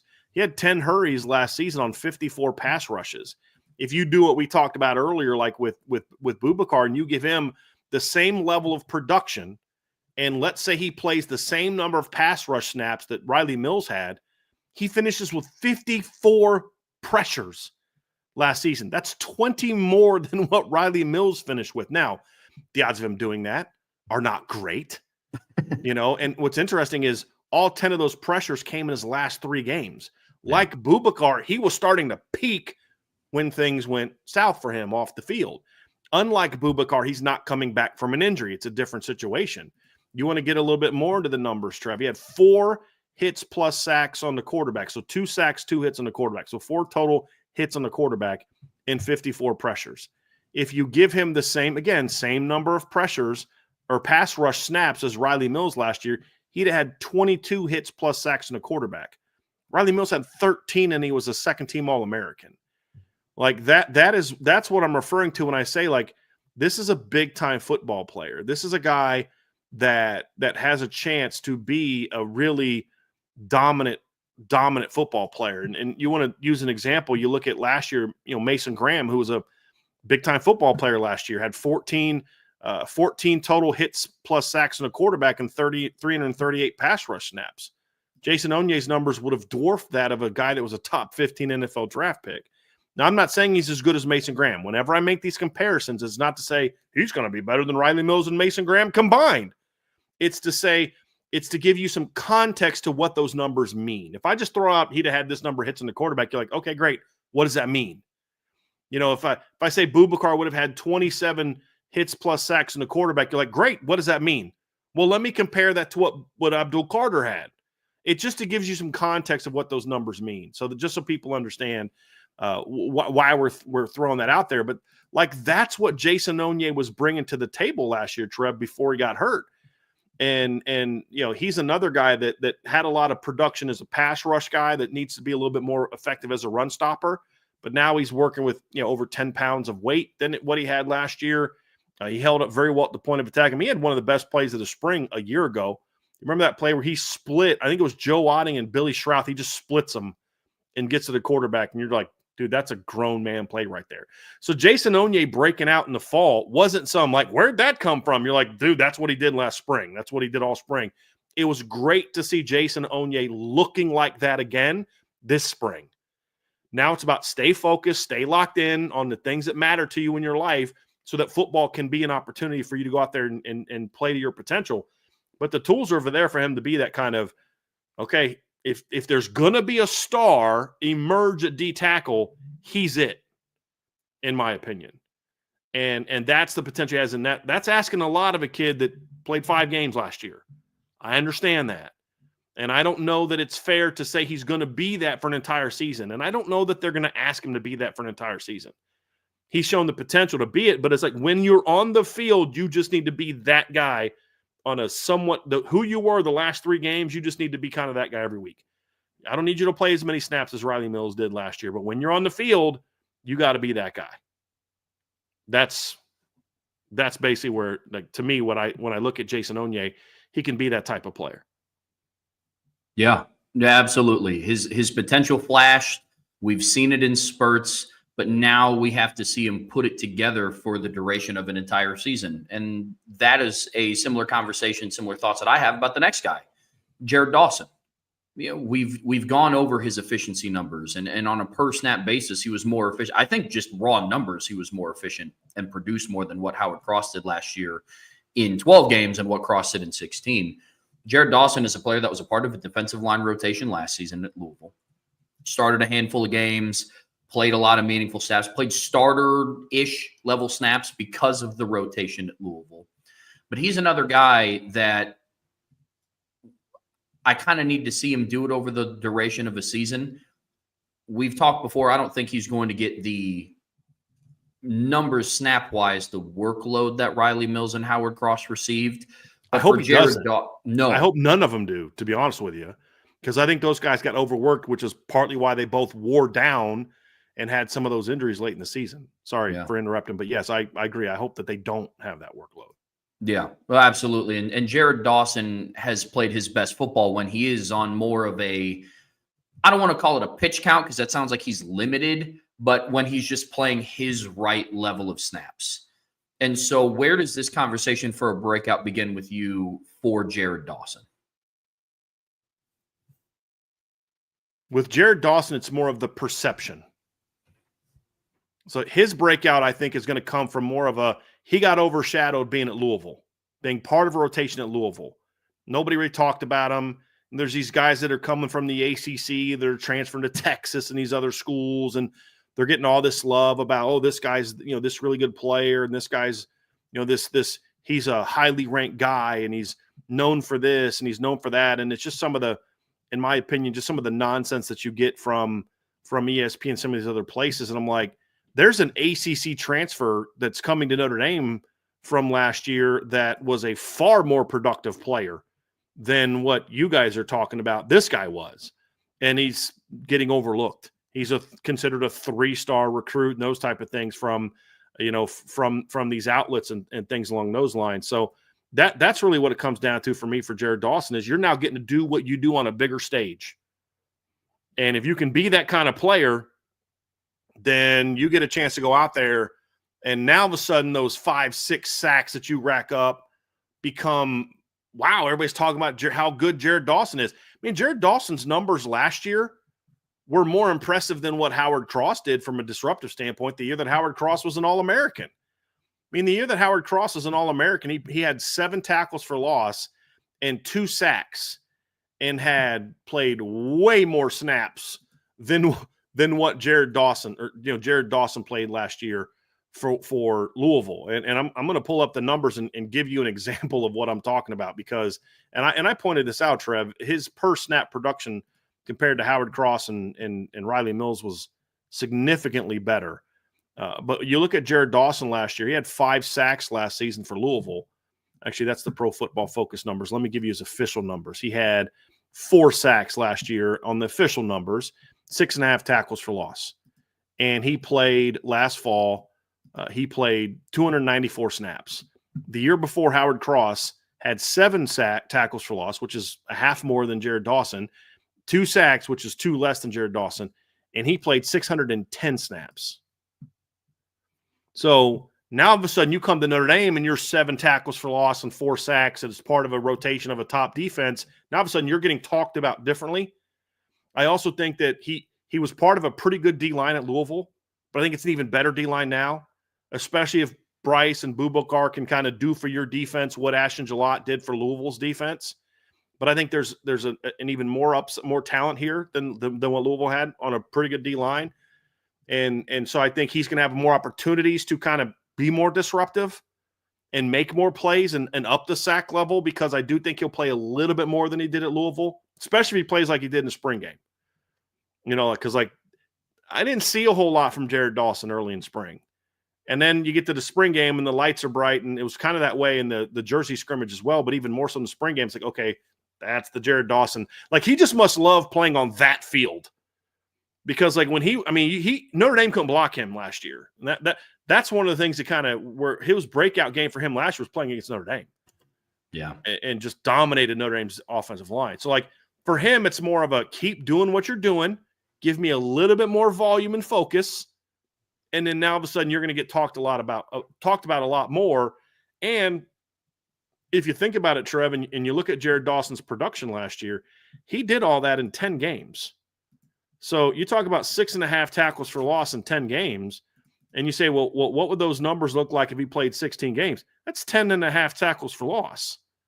If you look at his sack numbers last year, 4 sacks in 10 games, and you let him play 16 games, that's 6.5 sacks. That's now, okay, this is a dude. Not increasing snaps, not just same production level, same number of whatever you did last year, just now you play 6 more games. And that's talk about how do you replace Howard Cross. I think it's more likely that they can replace Howard Cross in the production he had, and Jared Dawson being a big part of that, than them being able to replace what Riley Mills did last season. Yeah, I think I feel a lot better about that, and Jared Dawson is a key reason for that, along with Jason Onye. You and I see that the same with Jared Dawson, and he's somebody that will become a very key rotational piece for Notre Dame. So would you say, I know a lot of the questions get directed back to numbers and what that looks like. So would you say a breakout season for Jared Dawson is kind of just repeating what he did a year ago, but just over the span of more games? Yes. Essentially? Yes. Okay. Yeah. Because like last season, if he plays 12 games, right, just 12 regular season games, actually, Louisville played 13 games. So if he would have played all 13 games last season for Louisville, he's a guy that's coming in this year with 8.5 tackles for loss and 5 sacks. Right? I mean, and then I gave you what his numbers would be over 16 games. Yeah. People are talking about him differently. Again, those are significantly better numbers than what Howard Cross had 2 years ago when he was an All-American. Now, Howard Cross had a lot more tackles, and that's something he was very good at 2 years ago, not quite as much last year. But that's the thing is Jared Dawson is a guy that just impacts the football a lot. And Notre Dame didn't have as much of that last year outside of really Riley Mills and Donovan Heinisch. I mean, those were your 2 best per snap, make plays on the ball, D tackles. And so, yeah, I think that's a great way of looking at it, Trevor. Keep doing what you're doing. I'd like to see him maybe average about 5 more snaps per game, which then also increases his level of play. But that's the thing. He's going to have to stay healthy also. I mean, part of the reason he only played 294 snaps last season is because he missed a couple games. He didn't play in the bowl game because he sat out, but he missed some games last season. You got to stay healthy. And that's going to be a key part of this as well, which is why you don't want to up his snaps too much, because I'd rather him be in about 20 snaps a game for 16 games and averaging 30, 35, and then he wears down after 10, 11 games. Makes sense. Makes a lot of sense. Last guy that we're going to talk about along the defensive line for breakouts is Armel Mukam. Now, he is somebody that we've been hearing a lot about the last couple of off seasons. Like, hey, Notre Dame's got this kid, number 88, big size kid. He's ready to come in and play. He kind of has a different tool belt than what some of the other players have. A breakout season for him means, one, the depth in that room is even more what we think. He continues to add to the size profile of this room, because that's something that we've said this entire offseason, is this room is just getting bigger. When we're at practices, they look bigger, and it's a healthy bigger. It's not a, hey, this dude Armel's a big boy. He's not fat. Ange and I last summer were at Salsa's over by the one over on Grape and Maine, and there's several players there already, and then Junior Tuiamaka walks in, and walking behind him is Armel Mukam. Well, I hadn't seen Armel since he visited he was always a bigger kid, and I'm like, good Lord, is that Armel? And I quickly look at him, I'm like, dude, that's Armel Mukam. Like, he got big, and I'm talking like chest out, biceps, like big midsection, like big like core. But it wasn't like he had a t-shirt on and his gut was popping out, and you see it wasn't that. He just was big. Yeah, he just got and that's kind of like what Riley Mills. Like, Riley Mills, he's just big broad shoulder, big hands, big head. One of those, just think you kind of like those Midwestern corn-fed type Nebraska cats. You know what I mean? Like, that's what Riley Mills was. Armel's similar. He's just big. He's just a big human being, and it's not a bad weight, but I do think he did put a lot of weight on in a short period of time. And I think one of the issues Armel had his first year especially was adjusting to that while also dealing with an injury that he sustained his rookie year. Last year, he started to kind of get a little bit more in game shape. And by the end of the year, I mean, a couple of the games he played late in the year, he was like, okay, limited snaps. He was pretty effective. Now you've got to see him kind of take that next step and force his way on the field. And that's where he is on the breakout. It's a guy that hardly played at all last year that I fully expect to be a key member of the rotation. This isn't necessarily a breakout for Armel that he's going to go out and replace Riley Mills. You're going to go from, you were sort of an afterthought in the rotation, you played like 60 snaps last year, to a guy that I'm saying, dude, you got to give him at least minimum 15, 20 snaps a game. And he brings some of that playmaking potential. Again, we're using that word a lot today in the breakout session because that's where some of those guys are. It's still about potential, not proven production. Armel is absolutely there. And I talked earlier about, the upside rankings that we had. I had Boubacar 1, Armel 2. And so that class, and that's a class that had Adon Shuler and Drake Bowen and Jaden Osbury. Like, the ceiling has always been enormous. It was just, here's the floor for him, here's the ceiling. Yeah. And the same thing with Boubacar, where Drake Bowen was like, his ceiling may be here, but his floor is here, where these two guys have floors that are like way down here. And especially Armel hadn't played football for very long, played on the edge in high school, put a lot of weight on in a hurry. Now's your chance to kind of break out and say, hey, man, now's your time. They're counting on you. They're kind of pushing. Like, a lot of times we've said in the past, Trev, push the young players. Don't just say, well, you got to earn it. No, push them in the spring. Give them those opportunities. Armel did that. We saw times in the spring, Trev, when they went to sort of that three-man look, like that odd look with Preston Zinner walked up on the edge. They had Armel playing on the edge. Yeah. Like defensive end. And he looked kind of like, dude, he'd be a pretty good 3-4 D end. Like, he looked like he can handle the position. I was like, is that Armel Mukam playing that position? Like, yep, it was. So the tools are there, Trev. He's just, does he have the consistent motor needed to be an impact player? That's a question. Does he see the game the way you want a guy to see the game? That's a legit question. Does he have the feel for getting off blocks, getting the ball that you need for that? Those are all the questions on Armel. We are past, is he going to be strong enough? Is he athletic enough? Does he have enough physical talent? That's a given. It's does he have the football traits?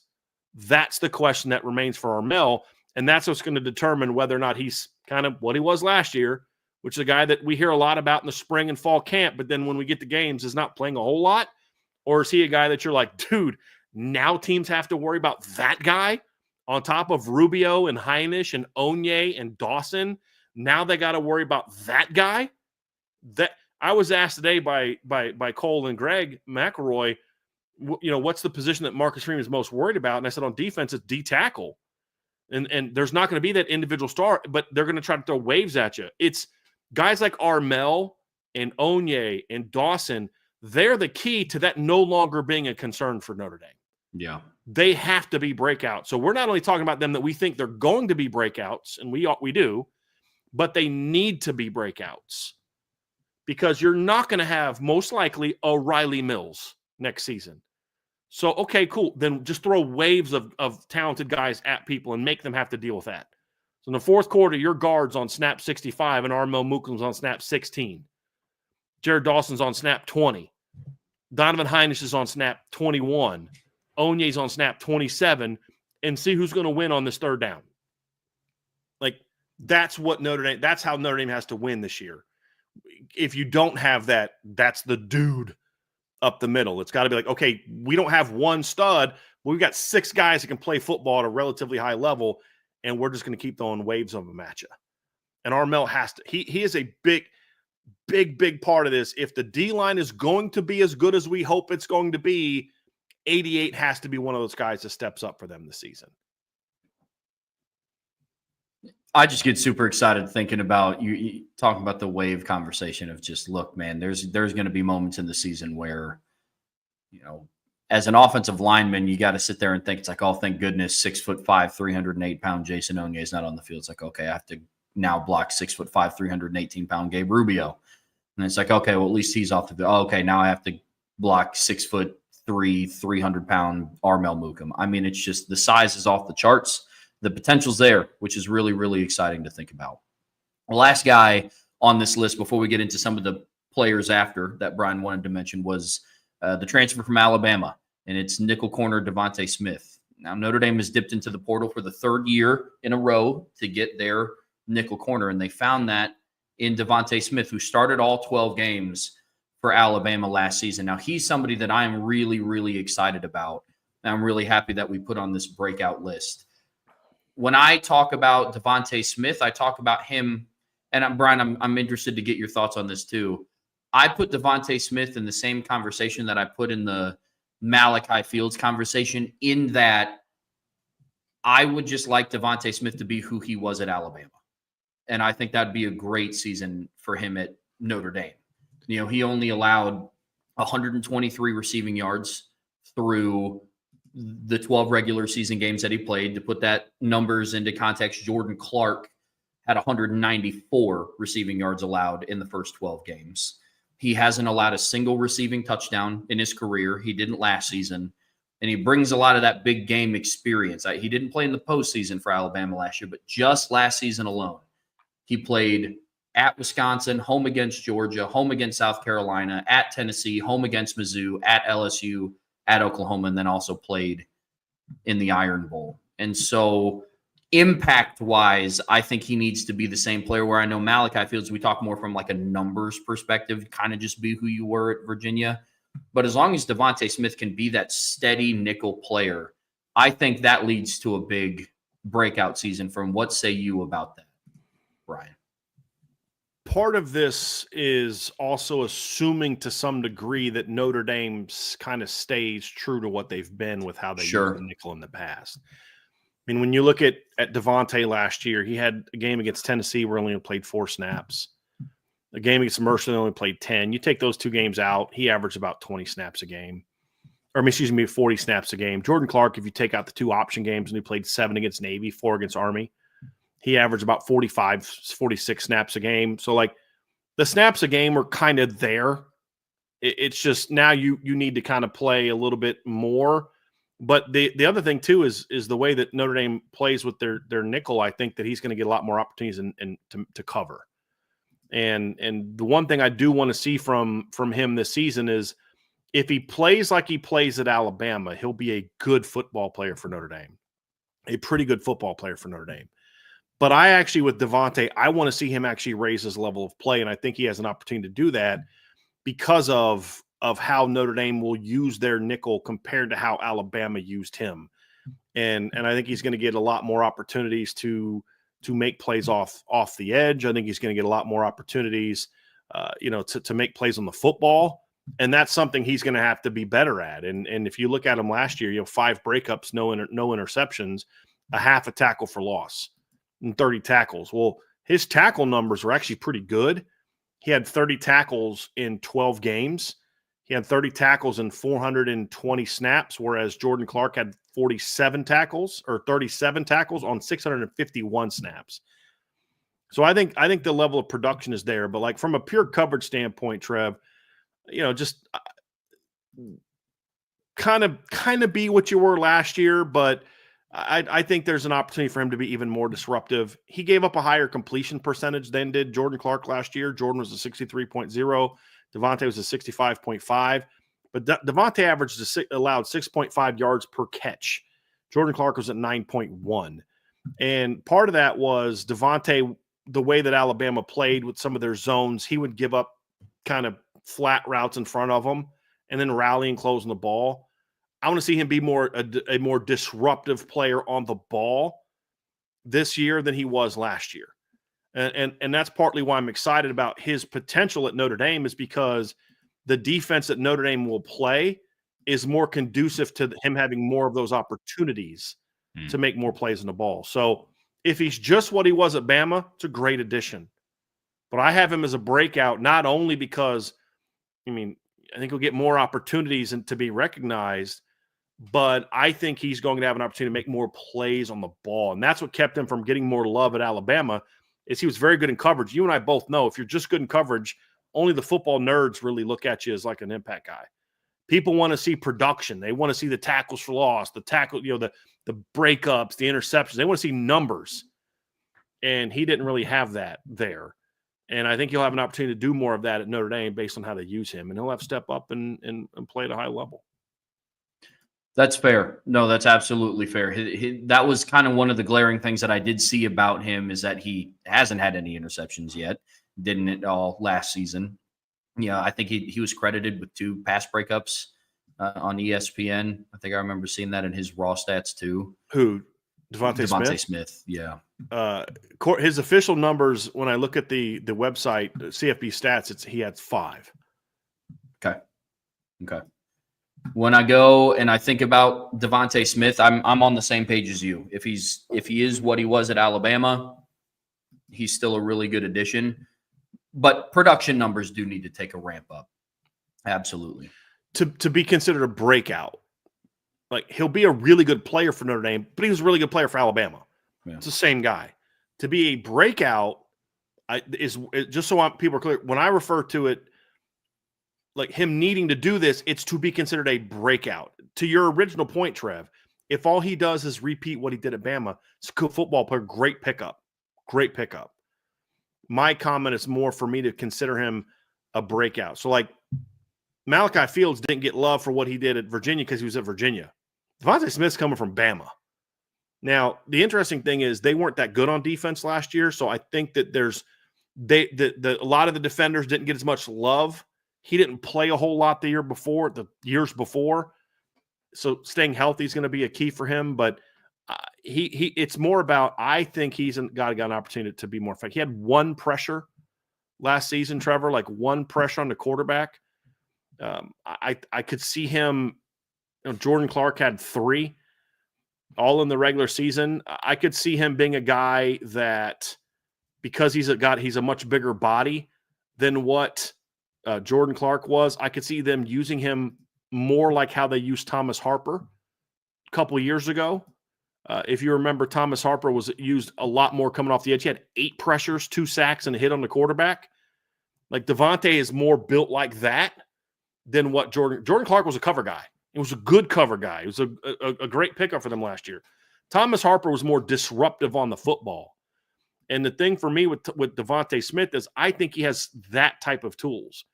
I mean, you look at Thomas Harper at Oklahoma State. He had 0 pressures his entire career. 0.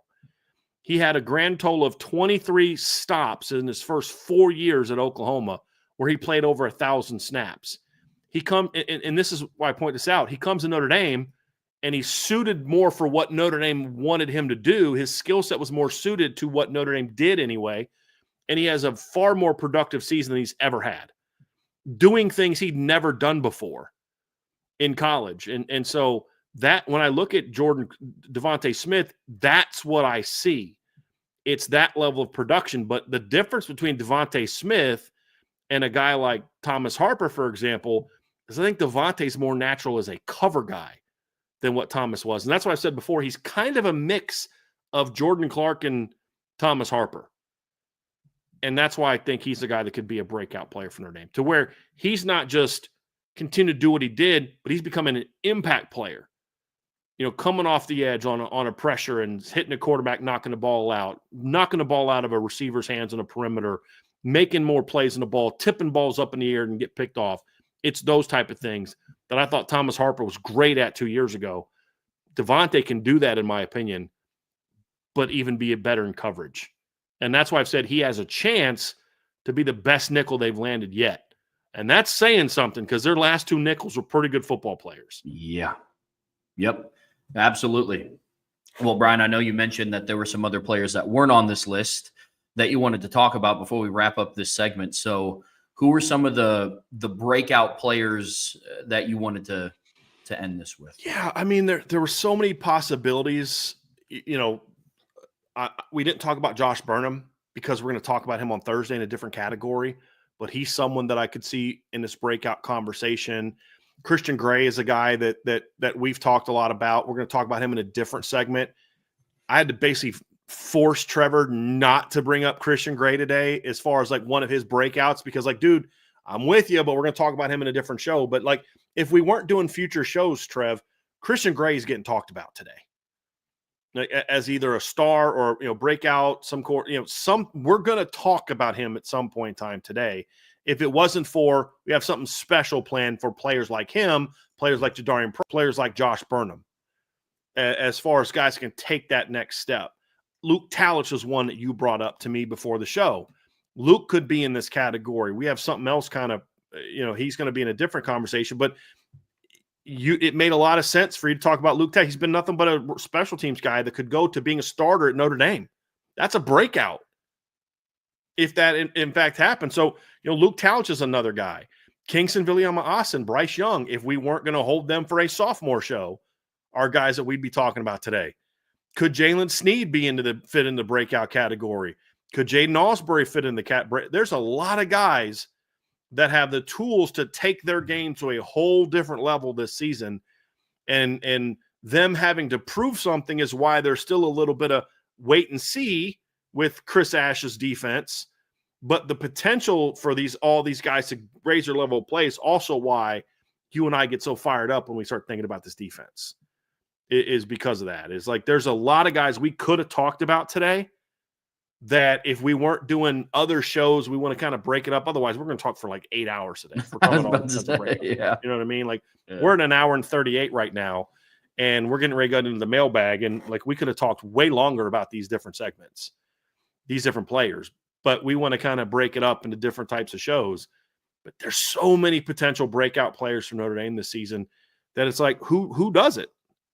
And the higher percentage of the players we just mentioned, not just in the breakout segment, but the ones we talked about afterwards, the more of them actually take that step, the better this defense is going to be. And what I mean better is the defense was pretty darn good last year. But in some of the bigger moments, they faltered. Season on the line against USC, they faltered a little bit. Now, they stepped up and made plays when they needed to, but overall, they didn't play well. Didn't play well against Penn State. Made the plays you needed to make, but didn't play well against Penn State, and, of course, struggled against Ohio State.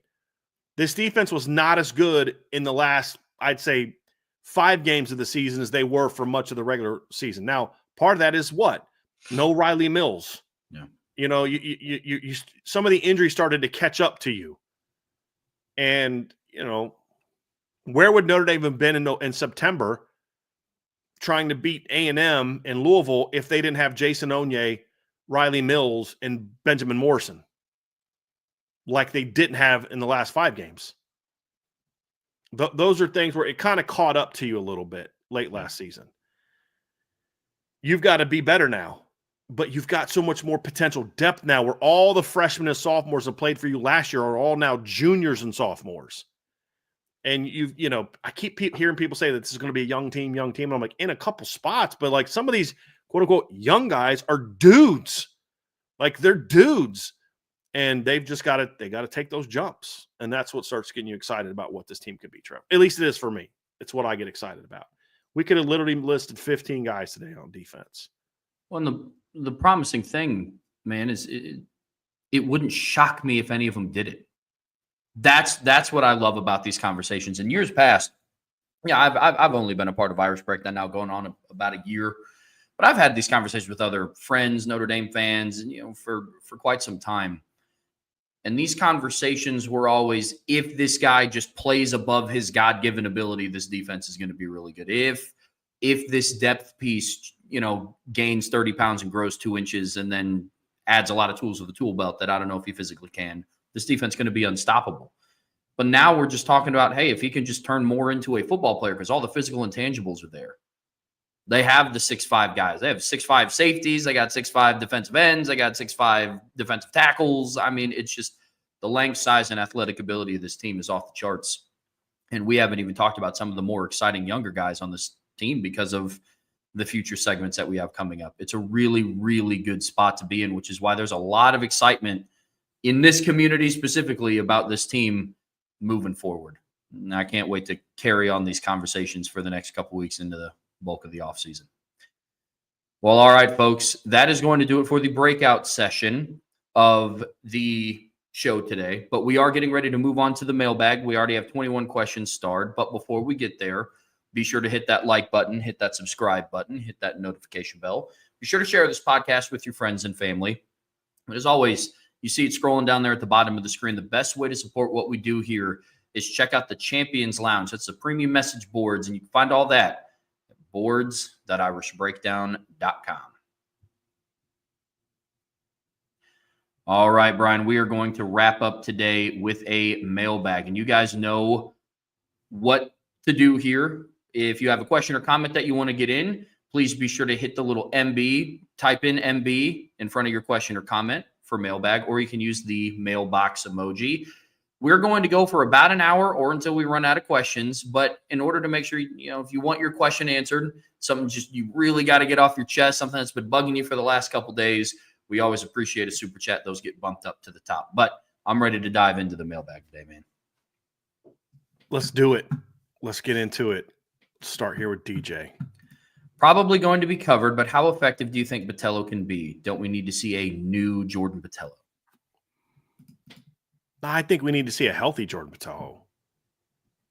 Look, the way that Jordan was playing early last season, that's a good football player. Is he a dominant player? No, I don't think he's ever going to be that. But Jordan Botelho was playing good football last year. He was one of the few guys that actually played good football against Northern Illinois at times.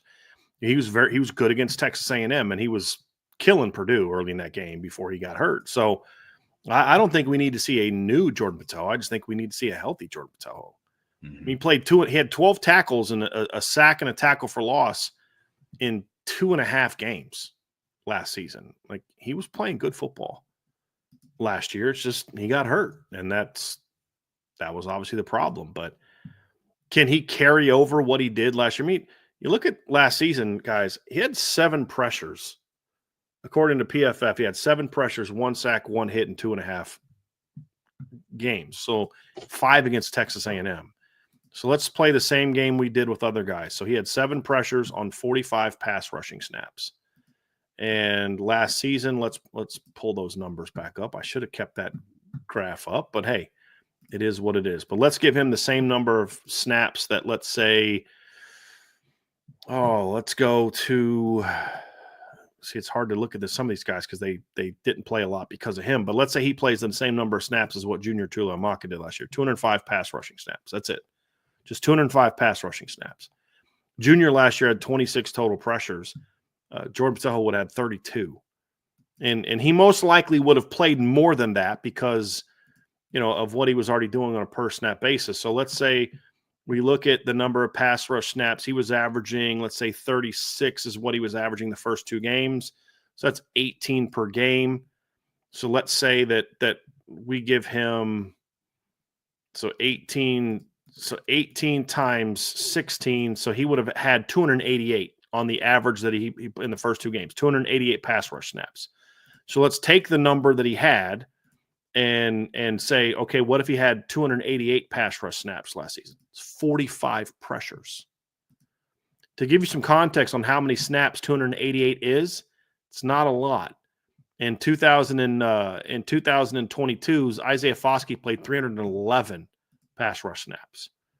If you take Jordan Patelho's production on a per snap basis and give him as many snaps as Isaiah Foskey had in 2022, that's 48 pressures last season. You take the 2 hits plus sacks in a quarterback and you give him the 288 he was on pace for. That's 13. That's good. Not great, good. He's the opposite of Boubacar. Boubacar didn't have as high of a pressure number, but a much higher when he got a pressure, he was getting to the quarterback. But 13 is still good. 13 is still a very good number. Isaiah Foskey, the year that if you give him the same number of snaps that Isaiah Foskey had, 311 pass rush snaps, he would have had, 245 times 311. He would have had 14 sacks plus hits on the quarterback. Foskey had 15. So that puts him right on pace with the kind of season that Isaiah Foskey had in 2022 and right on pace with the number of snaps that Isaiah Foskey had in 2021 when he was an even better player. Foskey would have been slightly more productive on a hits on the quarterback. Jordan would have been more consistent, getting more pressures on the quarterback. Yeah. So that's all I want to see from Jordan Patello is, dude, be that guy full time. The other thing is he had six stops in those first 2 games. If you count that over the course of an entire season, that's 48 run stops. Notre Dame last year on defense, their leader in run stops last season, that's just the way he did it. Their leader last year was Jack Kaiser with 35. Their highest ranking defensive lineman was Riley Mills with 21. So Jordan Patelho's playing really good football the first 2.5 games of the year. If he can come back healthy and just be that guy for an entire season, you're going to have a chance to be a really, really good football team. I'm a little bit more skeptical of Jordan Patelho being that player because of the nature of the injury that he suffered. It wasn't just a torn ACL. It was a little bit different than that. And that raises some concerns for me about, will we see the same type of athlete that we saw last season? Will he have the same burst? And that's a concern I have with Jordan Patelho. But if he does get back to being that type of player, same level of focus, same level of intensity, same level of production on a per snap basis he showed last year before he got hurt, now all of a sudden your defensive end position's looking like a major strength because you got him, Patelho, Tuialamaka, Burnham, Bryce Young, maybe Logan Thomas, maybe Cole Mullins, maybe Chris Burgess. And you're like, okay, now all of a sudden your defensive end position went from being the biggest question mark on your 24 defense to a legitimate strength on your 2025 defense. The issue with a lot of this, though, Trev, is if Bryce Young takes a jump, if Josh Burnham takes a jump, if Boubacar comes back healthy, if Patelho comes back healthy, and anytime you got to use a bunch of ifs to talk about what you could be, that's problematic. That's a cause for concern. And we're not talking about ifs of like, if Malachi Field's the same exact guy he was there, no injuries, it's just you're transferring schools. That's different than if this guy takes a jump, if this guy improves, if this guy's healthy. Those are different types of ifs than just if this guy does what he's already been doing for 2 years in a row. Very different ifs. And that's why the defensive end position is still a little bit of a question mark for me going into the season. Agreed. We see that the same. Aiden Benami, why do you think Notre Dame isn't trending high for Monshan? I keep forgetting his last name. Sales. Yeah, obviously it's early, but Notre Dame wasn't rising in his top 4 right now. Aiden, buddy, for the love of God, please stop reading clickbait articles about recruits. Like, he had to come out and be like, hey guys, I don't have a top 4. Like, you get asked certain questions, you're going to answer them a certain way. And it's May of his sophomore season. Like, just here's the secret of why I don't cover recruiting as much as I used to. It's a concerted, it's a thoughtful decision, because so much of what gets put out is nothing but we need content.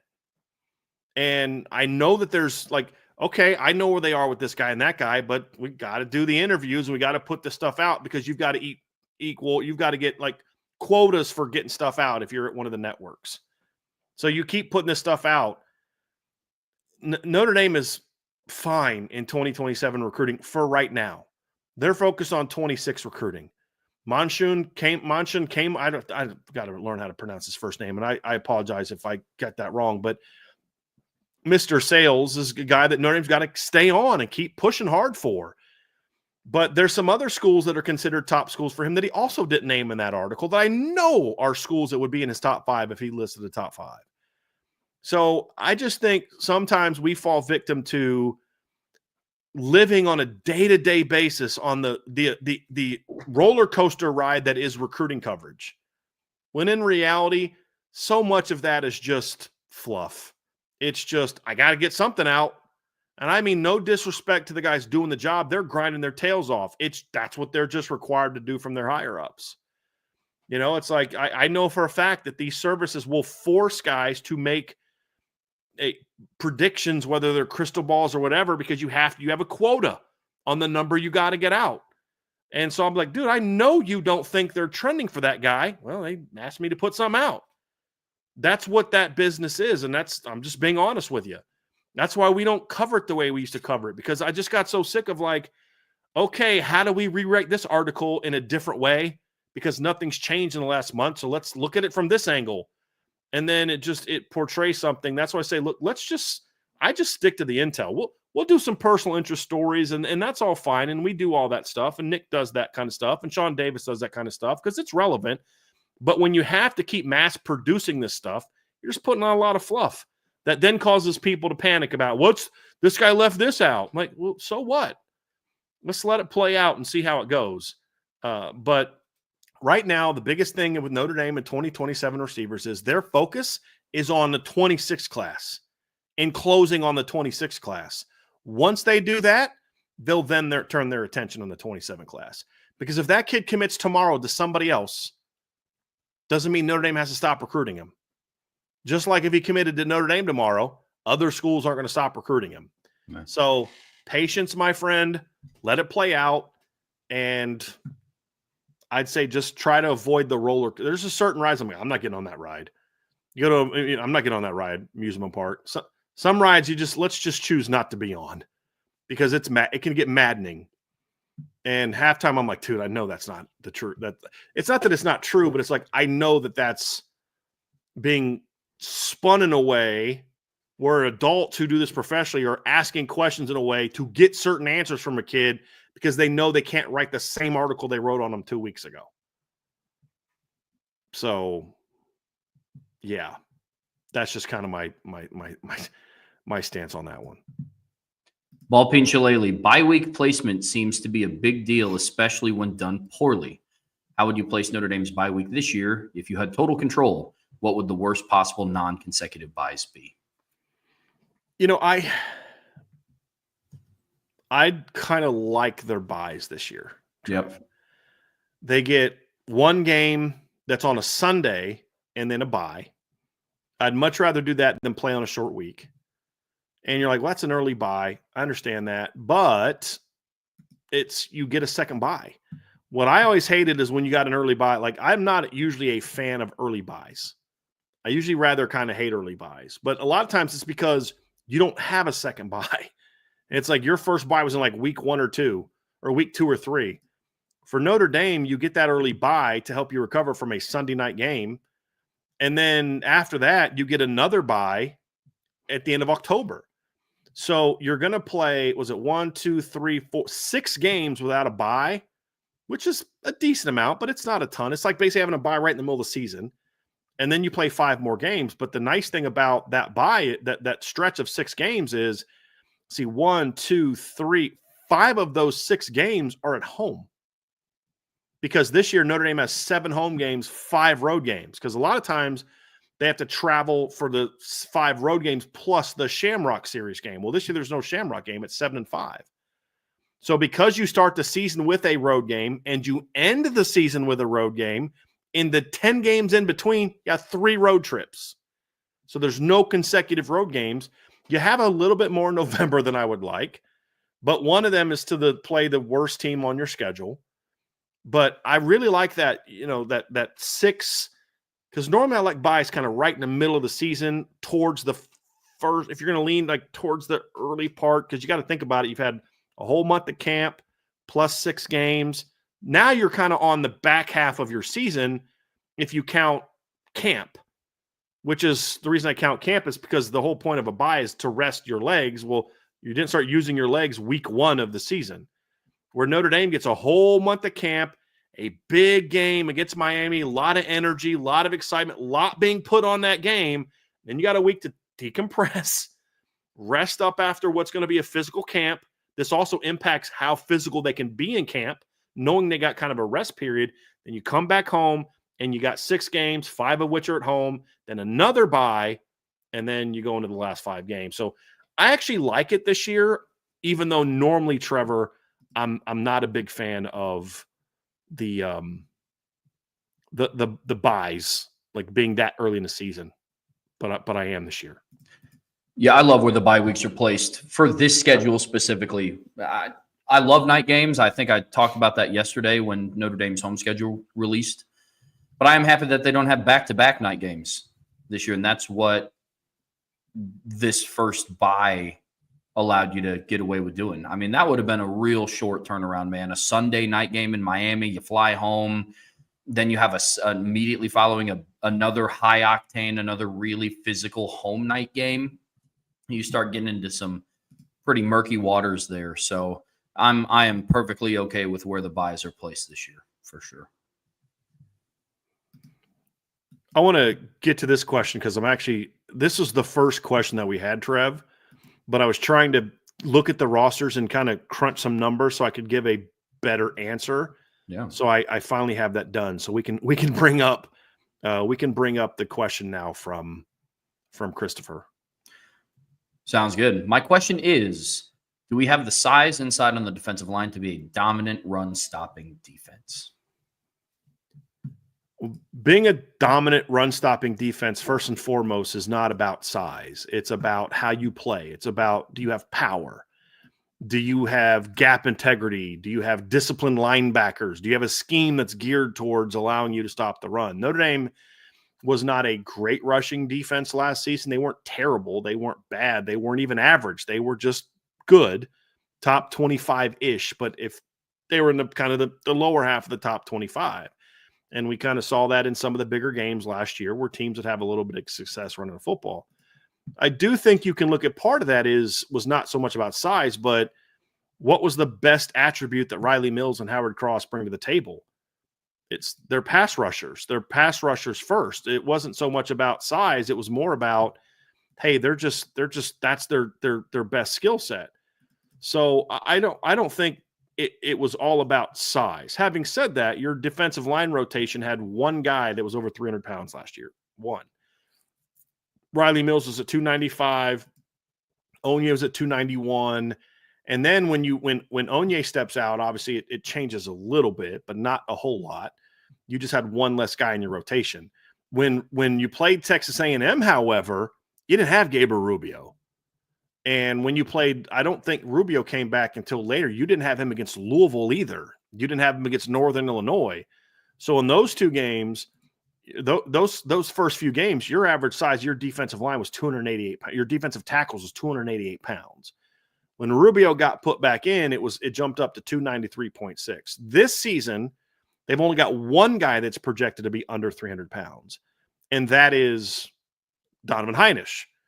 The rest of your defensive line is 308, Onye, 305, which is Mookum, 300 is Jared Dawson, who played bigger than 300 at Louisville, and then 319 is Rubio.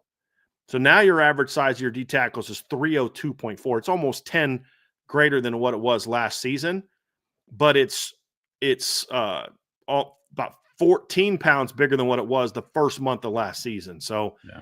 you're getting there, but so you do have, I mean, beef matters. I'm not saying it's irrelevant to being a good run defense, but it's not. There's a reason 3-4 teams like Georgia want bigger guys. So it's not irrelevant, but what I'm saying is there's different ways that you can be good against the run if you're going to be undersized, shoot gaps, penetrate, twist, stunt, do a lot of that. And Notre Dame was forced to do that. Well, sometimes when you do that, Trev, you're going to give up a cutback run. Yeah. You're going to get gashed. And the problem with Notre Dame's run defense last year is they would stuff you, gash play. Stuff you, gash big play. And when you're a bigger and you can maybe hold up better at the point of attack, you may give up a few more 2 to 4 yard runs, but you're going to ideally give up fewer of the big gash plays where somebody just creased you because they called the right call against your scheme. And I do think size helps with that, certainly. So I do think they're in a position this year to be better prepared to handle that type of stuff. So yeah, absolutely. I mean, even the guys that are under 300 pounds, Elijah Hughes, Donovan Heinisch, like they're still bigger guys. I mean, Elijah Hughes is under 300 pounds, but he's like 6'3", 290. You know, Brennan Vernon is under 300 pounds, but he's 6'6", 290 and some change. I mean, even Donovan Heinisch, I think, put on like 5 pounds from where he was at the end of last season. He was like 275 on the fall roster, and now he's up to 280. So even your guys that are under 300 pounds are putting on good size. So, but I'm with you. Sorry for taking so long to get to that, Christopher, but I just needed to get the specifics so I can, I mean, you know in your head something, but you want to be able to give the numbers to kind of back up what you're referring to. Let's get down. We get a bunch from Salty, so let's get to those. Question from Salty: do you prefer the current 14-team playoff structure or the proposed 16-team playoff structure? Well, the current playoff structure is not 14. The current playoff structure is 12. So the question is, do I prefer 12 or 14, 12 or 16? I prefer 12. I kind of like the notion of rewarding teams that win leagues. If you're going to ask the current, so like he could be asking, okay, it's the current, like what they're saying they're going to go to past 12, or do I prefer 16? If you're going to go past 12, you might as well just go to 16. Agreed. Like, I don't know what 14 does for you. Just if you're going to, if 12's not enough for you, and you want to make even more money, just go to 16 and go one plays 16, 2 plays 15. Nobody gets a bye. 3 plays 14, 4 plays 12. Just, the normal thing, and just let's have at it. Everybody plays the first weekend. Everybody plays, 4 games on one day, 4 games the next day.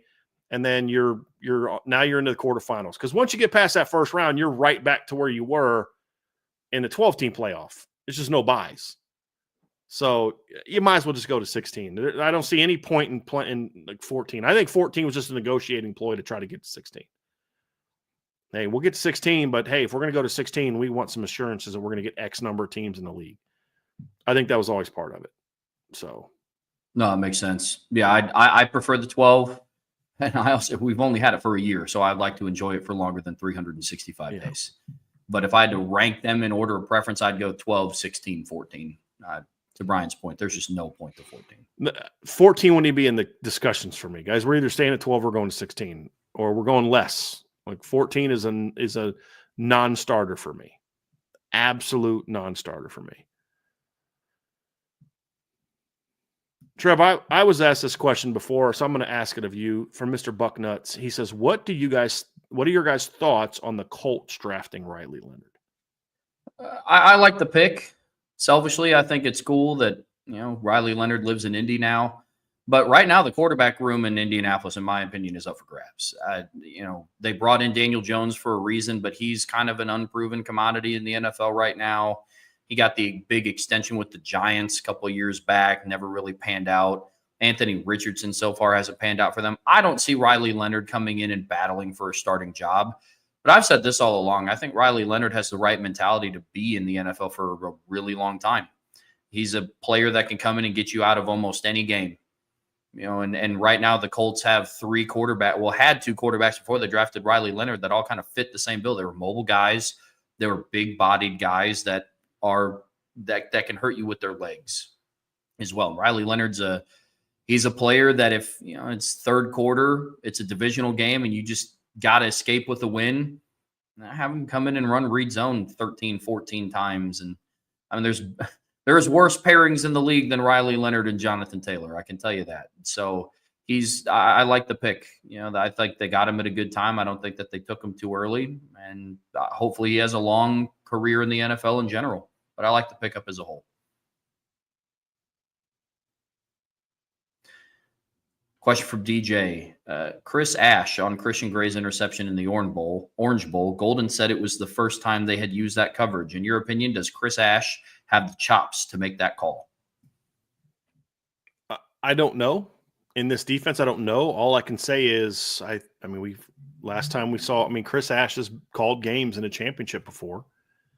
He was part of the co-coordinator situation. Luke Fickell, he was part of the play calling on that team and team that beat Alabama in the postseason. So he's done that before. Did you know that Al Golden had the chops to make that call before got it? I didn't. So he's going to have to prove it. That's the thing is, does he have those chops? I don't know. That's one of the big question marks that I have is, does he have that? And I talked about that earlier on the show I was on earlier, Trevor. I said, look, that's what we don't know. This is going to be a fundamentally sound defense. They're going to be sound. They're going to do a lot of good things. They're going to be talented.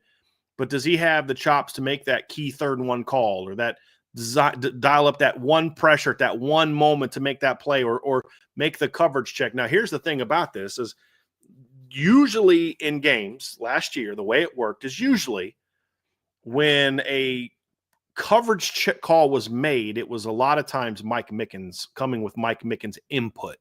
Al Golden had to make the call, but a lot of times it would come with Mike Mickens' input. That's not changing, or at least it better not change.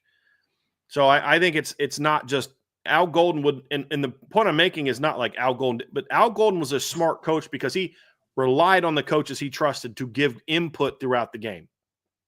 And if Chris Ash is smart enough to do that, then we'll see similar situations where a smart staff will come to smart decisions in those moments. And I played for a coach I coached with a guy like that, Trev. I've used stories before with big moments. He'd ask all of us what we should run, what we like there. I think that's what good coaches do. Is get that input. You hired these guys for a reason. They're Marcus Freeman did. Trust them. Yeah. Not just always trust yourself. At the end of the day, though, I'm the one that gets blamed if this call doesn't work out. I really feel convicted we need to do this. Appreciate the input, but we're going to go here. And then it's either a great call or what the heck were you thinking? Absolutely. Yeah. Another one from Salty. Will Texas A&M improve or decline this season? I expect them to improve. Yeah. Year 2, same coordinators, year 2, a lot of linemen coming back. They've got a quarterback that better fits what their OC likes to do. Solid portal pickups. I think there's a little bit too much made of a couple of Concepcion being like this great difference maker. He's still a good football player. And a good football player is kind of better than what they had at the position he'll play last year. And the question is, can the kid from Mississippi State give you what Noah Thomas gave you last year? That's kind of the question. Who's a solid player, but love their running backs. They get the cat that was injured last year. Was it Dalton Brooks? Who was the running back that they had that was injured? I think it was Dalton Brooks. They have 2 guys with similar names. No, Reuben Owens. Dalton Brooks is the DB, but Reuben Owens comes back next year. He got hurt right before the Notre Dame game. He was a former big-time recruit that was having a very good offseason, and part of a 3-man rotation. He'll be back. And very good linebackers, very good secondary. Both of their safeties come back. Will Lee comes back. They got Des Ricks and Julian Humphrey, 2 5-star guys that have yet to play like 5 stars but have talent. They need one of those 2 guys to step up. So we've talked about before. Defensive line should still be good. I think A&M's going to be a really good football team this year. I do. I think they're the best team that Notre Dame plays this year. It may not be the toughest game because you've got an opener on the road at Miami. Like the environment may be tougher. But as far as like what roster I think is the most problematic, I'd probably say it's Texas A&M's. Agreed. Yep, we see that the same. Iden Benami, can Dallas Golden or Jadon Blair have a Ben Morrison or Leonard Moore type of breakout this year? Actually impact the game and be key contributors? Or is that pushing it because we're too deep? Well, you're asking kind of 2 questions. You say, can they? Of course they can. I would say that you are leaving out Mark Zachary unnecessarily as far as can they? Of course they can. Will they is more related to your second part because they are deep. And there is an opportunity. Like, it's going to be hard for Dallas Golden to step into the starting lineup the way that Benjamin Morrison did. Benjamin Morrison beating out Clarence Lewis in 2022 was a when, not an if question. There's a whole different animal walking in and beating out Christian Gray and Leonard Moore and Devontae Smith, who are your 3 starters. So very different conversation. Benjamin Morrison was probably your most gifted cornerback the minute he arrived on campus. And that includes with Cam Hart, because Cam was still learning the position at that time. Yeah. He was certainly your most natural corner. That's not true for Dallas Golden and Mark Zachary, because there's a couple potential first-round draft picks ahead of them. So it's a different animal, but can they? Sure they can. The guy that has the chance to do it without an injury happening is obviously Adon Blair at safety has a chance to be that, because he can actually win a starting job. So certainly those guys can. They have the ability to do so as rookies. The opportunity to do that is going to be a lot more difficult than it was for Benjamin Morrison. Leonard Moore doesn't get that opportunity without an injury. So like that's the other thing too, is they were too talented last year for Leonard Moore to have a Leonard Moore type breakout.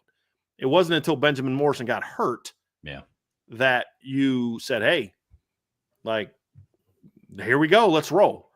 So put it like this: if God forbid something happened to Christian Gray or Leonard Moore, Devontae Smith, I think the freshmen they have coming in absolutely have an opportunity to step in and be dudes, just like Benjamin Morrison was before them, and Christian Gray was when he had to come off the bench against Pitt and played great. I mean, the one game Christian Gray gets starter snaps, he makes a freakish one-handed interception along the sideline. That's why I say, if you're a quarterback, throw it right at Christian Gray, because he won't catch it. If he has to make a tough play on it, that's when you're in trouble. Yeah. If you hit him in the chest, Christian's not catching it. But if you make him dive for it or leap for it, it's going to the defense. Yeah. I say that somewhat jokingly, but that's the one game Christian got starter snaps and he played great football, and was matched up a lot of that game against a guy in Bub Means that got drafted. So that falling draft. So, and then of course Leonard Moore did it this year. So they have the talent to be that way, but the opportunity is going to be a lot tougher, barring injury for the corners. It's a little bit more manageable path for Adon Blair to have that type of breakout. Agreed. Jason Smith, is there a college football coach you would trade for Marcus Freeman at Notre Dame? If Freeman left after the season for the NFL, who would you want to take the reins? Is there a person on the staff already? Jason, I love you, man. This isn't necessarily about you, but this is like the third time we've been asked this in the last few weeks. I really don't want to keep answering this question. What if Marcus Freeman leaves? Because we could literally get asked that every week. My answer, honestly, Jason, is I don't know, because I don't think Marcus Freeman's going anywhere anytime soon. So I could say, hey, what about this young coach? Well, that guy won't be a young coach when Marcus Freeman leaves. But like you said, if he left for after the season, I mean, I honestly, Jason, haven't thought about it. It's a fair question, because he could up and leave after the season. It's a fair question. So my issue isn't so much with the question, Jason, which is fair. I mean, I hope that Pete Bavacqua spends a lot more time thinking about life after Marcus Freeman than I do, because that's his job. He has to be prepared to say, God forbid Marcus Freeman leaves, or Micah Shrewsbury leaves, or Niall Ivey leaves, or Kevin Corrigan retires or leaves. I have to have a plan that I can immediately go to if that were to happen. I just don't have to have that answer.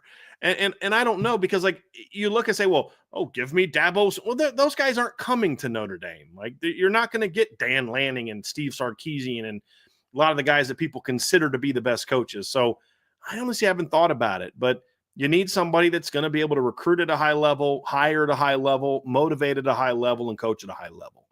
Because, but I'll say this, the job is going to be far more attractive to his replacement than it would be when he stepped in as the head coach. Because so I've said this before, I'll repeat it again.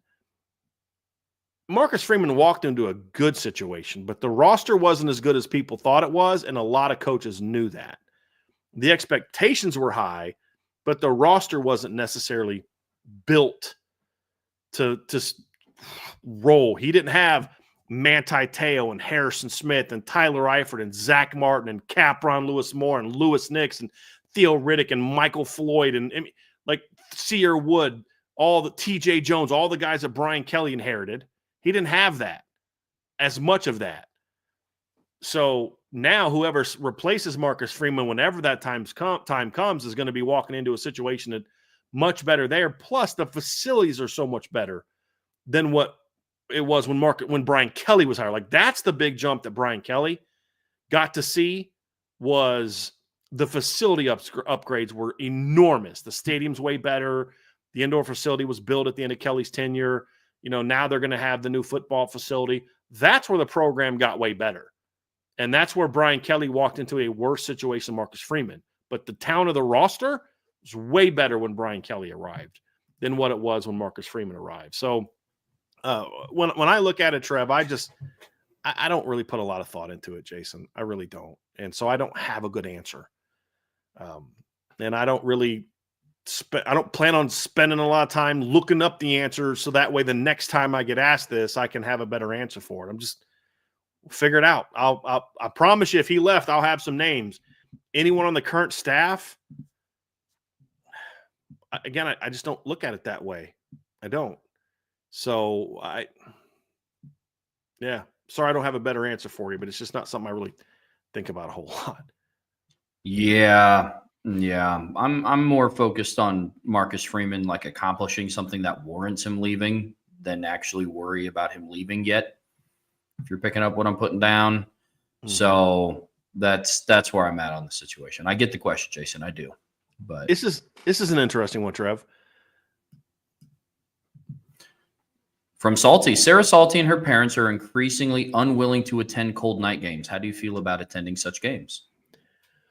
Well, Salty, it's a little different for me than it is for fans, because if I don't want to be out in the cold, I don't have to be out in the cold. I can stay in the press box. But, tailgates are a little bit tough on those days. But I kind of feel like once the game gets going, if the team is playing well, you get used to it. But look, I like in your wife's situation, like, it just depends on, like, does she love football and love Notre Dame like you do, or she just loves being with you at games? Because if that's the case, then I can understand them not wanting to go. But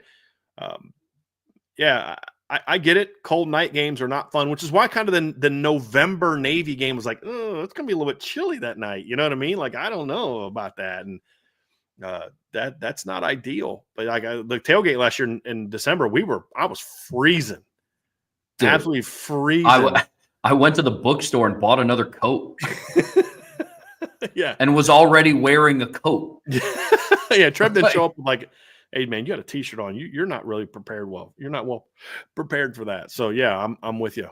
I'm kind of with her. I don't know how much, and I don't like love attending games. Like, if I lived in town and I didn't do this job, I wouldn't have like season tickets. I'd go to a couple games, but I like watching games from home. Just it's cheaper. I'm a cheapskate.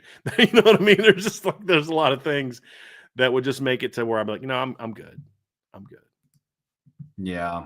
It depends on how much you love the team. I would go watch Notre Dame in the 2016 NC State weather. I'd go and watch it again in the last year's home playoff game, the IU weather. I mean, but it just kind of depends. I understand completely not wanting to go watch it though when it's 11 degrees real feel outside. Like, if anybody's ever like, no, that's not for me, there's no argument about it. I get it.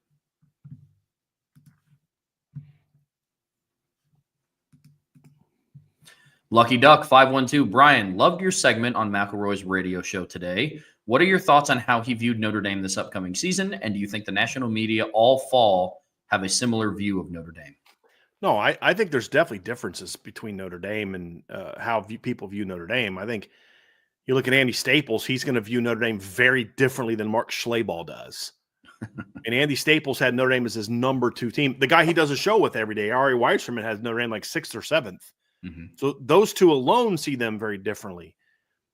Other people have Notre Dame a little higher. Some have them lower. I think with Greg McElroy, he hasn't done a ranking. I think the thing that you recognize about Greg McElroy is he's one of the few people that has made some comments to make you think he is someone who sees the changes in Notre Dame's talent over the recent years. I don't think he looks at Notre Dame and sees the same type of roster that we saw 4 or 5 years ago. Because you could hear it in just some of the things he says are different about this Notre Dame roster than maybe things he did when he was doing play-by-play a few years ago. So, I think he and I probably have a difference of opinion on how good Steve Angeli is. But I can understand why Greg feels the way he does about Steve Angeli, and this is not meant to be an insult at all. It's meant to be a compliment. But what made Greg McElroy a national championship winning football player as a starting quarterback? It was he wasn't the biggest guy, didn't have the biggest arm. Like he'll joke, like what was he, like 7th round draft pick, undrafted, wherever the case may be. But he was smart, he was gritty, he was going to give everything he had. If you ask him to throw it 50 times, he'll do it. If you ask to throw it 5 times, he'll do it. He just wants to win. And that's how Steve Angeli is. So, I think when Greg McElroy sees a Steve Angeli, whether it's conscious or not, I think he sees a lot of himself in Steve Angeli. And I get that. That's meant to be a compliment. Greg McElroy has a national championship ring. There's been some far more talented quarterbacks at Notre Dame. They had one the year he won it. Notre Dame had a way better quarterback in 2009 than Greg McElroy. They went 6-6. Greg's got a ring. I think he'll be okay with someone saying, yeah, Jimmy Clausen was better than you. Okay. As he starts to scratch his chin with his big national championship ring finger. You know what I mean? So, but I think a lot of times you like I tend to like mobile quarterbacks. Why? Well, that's what I grew up idolizing with John Elway. So you're going to have a little bit of that inherently in you. And I just think that's kind of what he sees. And he hasn't seen CJ Carr the way we have. He's seen him throw pregame. That's it. So of course he's going to have a different view. I like the fact that Greg McElroy sticks to what he saw as opposed to going with the group think or what people tell him and things like that. He's like, look, he's like, dude, I've only seen this kid throw in pregame. What do you think? I respected that. And I appreciated that question, but I understand why he likes Steve Angeli. I do. I saw a lot more of Steve Angeli than he did, and that's why we had a bit of a difference of opinion. But, I mean, we talked about this last year. Who was the guy that in the summer was like, I think this might be the best secondary in college football? That's Greg McElroy. It wasn't Brian Driscoll. I didn't say Notre Dame had the best secondary. I said, I think they got a shot to maybe have one. I think it was Greg McElroy, if I remember correctly, said on the show, I think Notre Dame has the best secondary in college football. Well, it's one thing for me to say it. It's another thing for him to say it. So I think he is absolutely one of them. He has Jeremiah Love as his #1 returning running back in college football and had Jadarian Price honorable mention. That's a guy that clearly recognizes that Notre Dame has talent, big-time talent. So I don't put him in there. I think at times Greg McElroy, when he's on a national show, has to kind of I shouldn't say this. I'll just say it this way.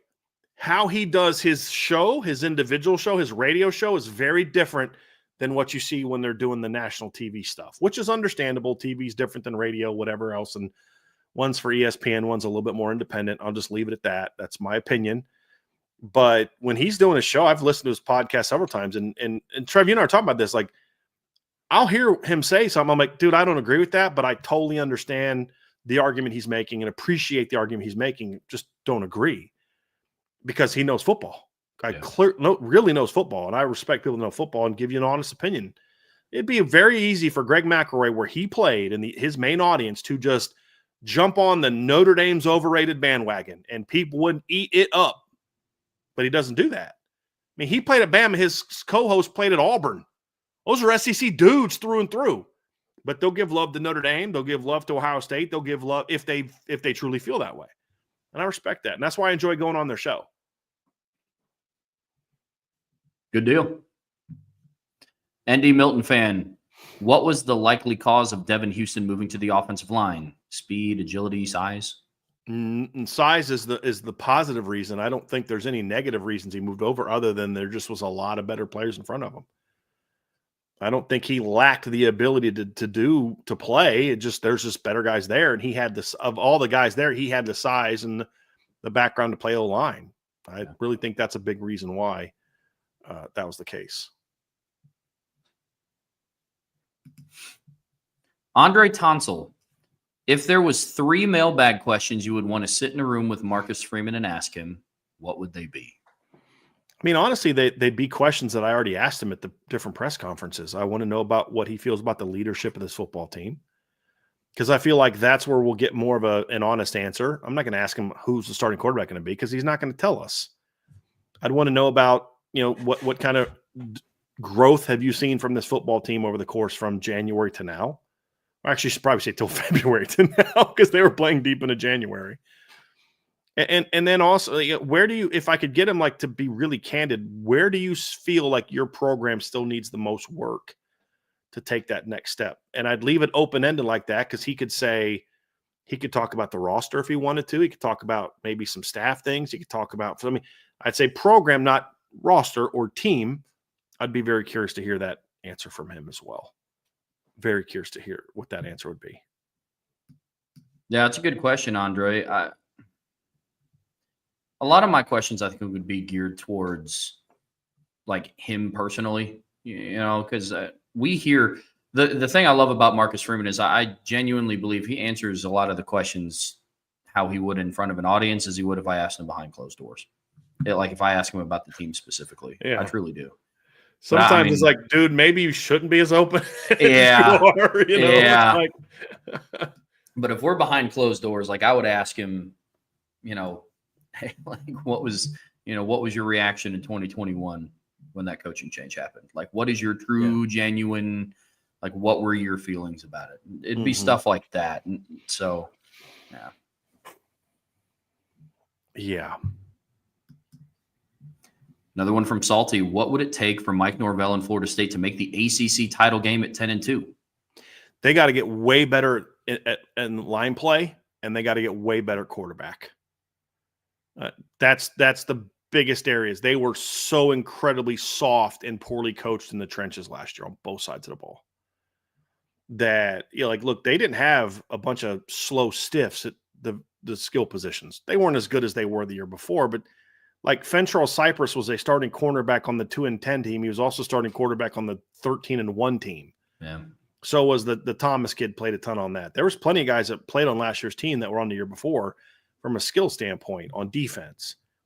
They got bad because they went from Jared Verse and the Braden Fisk, two guys that just didn't have a lot of heart and toughness.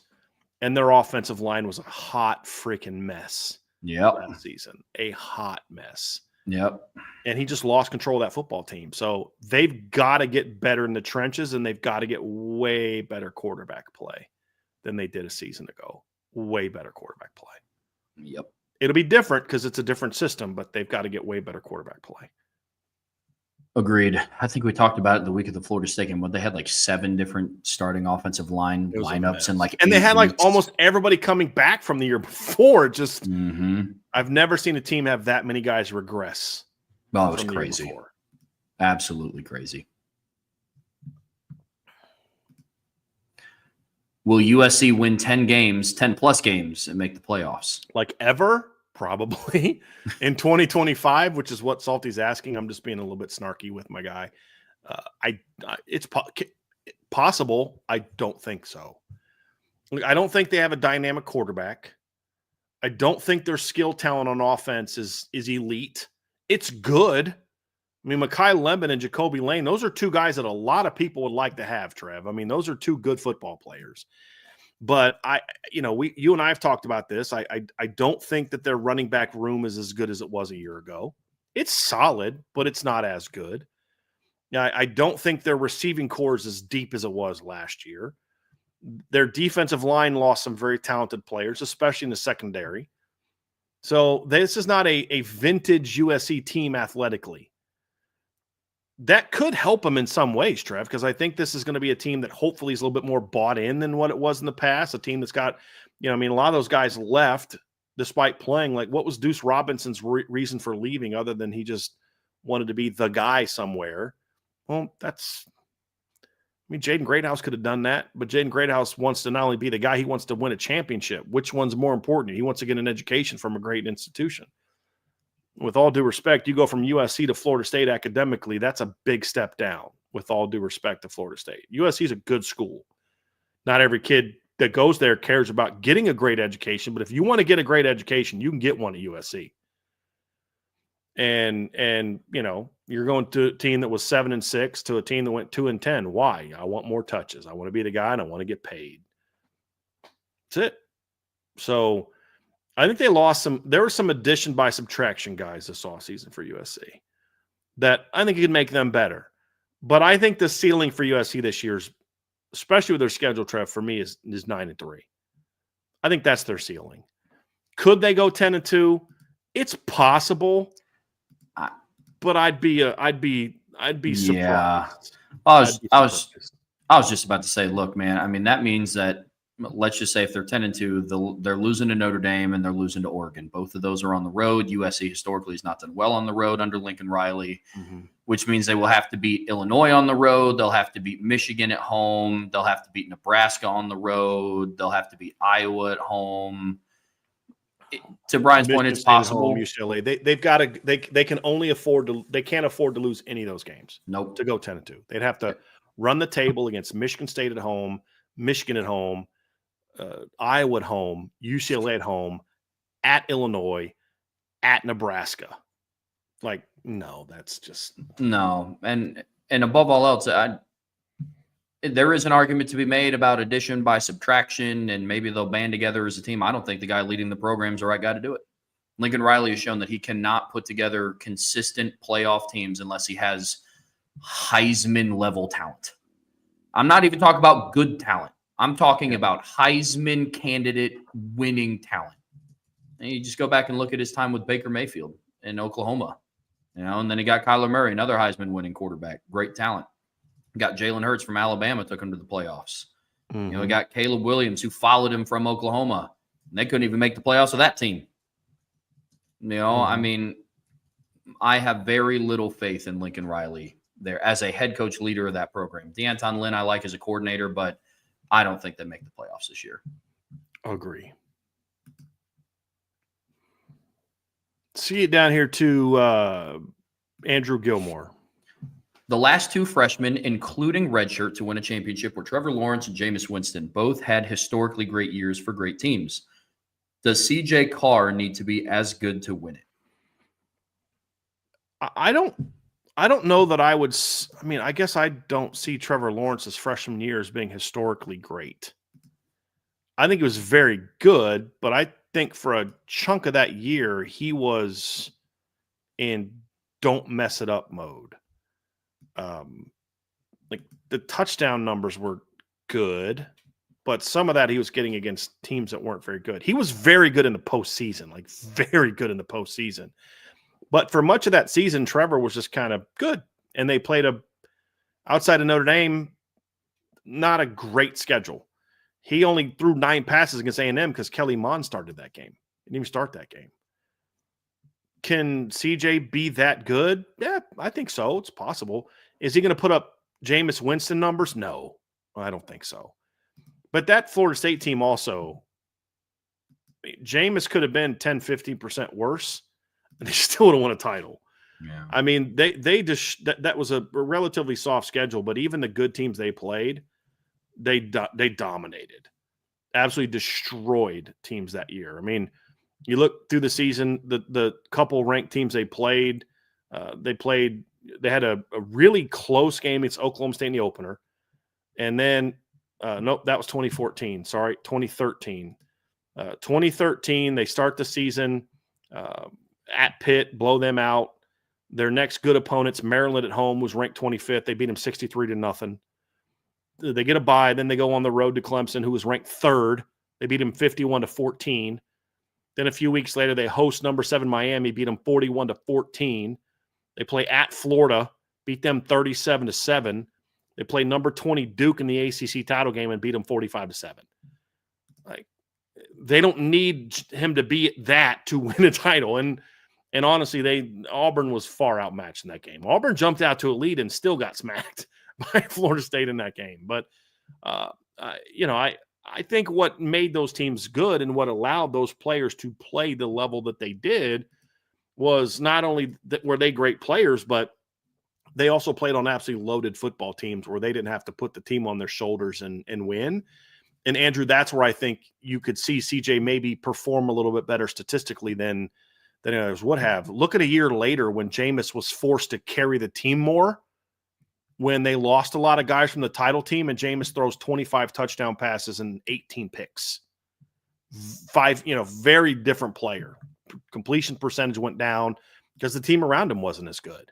Yeah. And I think that's a big difference when I look at some of these guys is like, look, do you have to carry the team or not? You've had other guys that, like, part of it too is some of these other guys that didn't win championships as first-year guys, partly because they played against historically great quarterbacks. Jalen Hurts is on your list of freshman champions if he didn't have to play against Deshaun Watson in the national title game.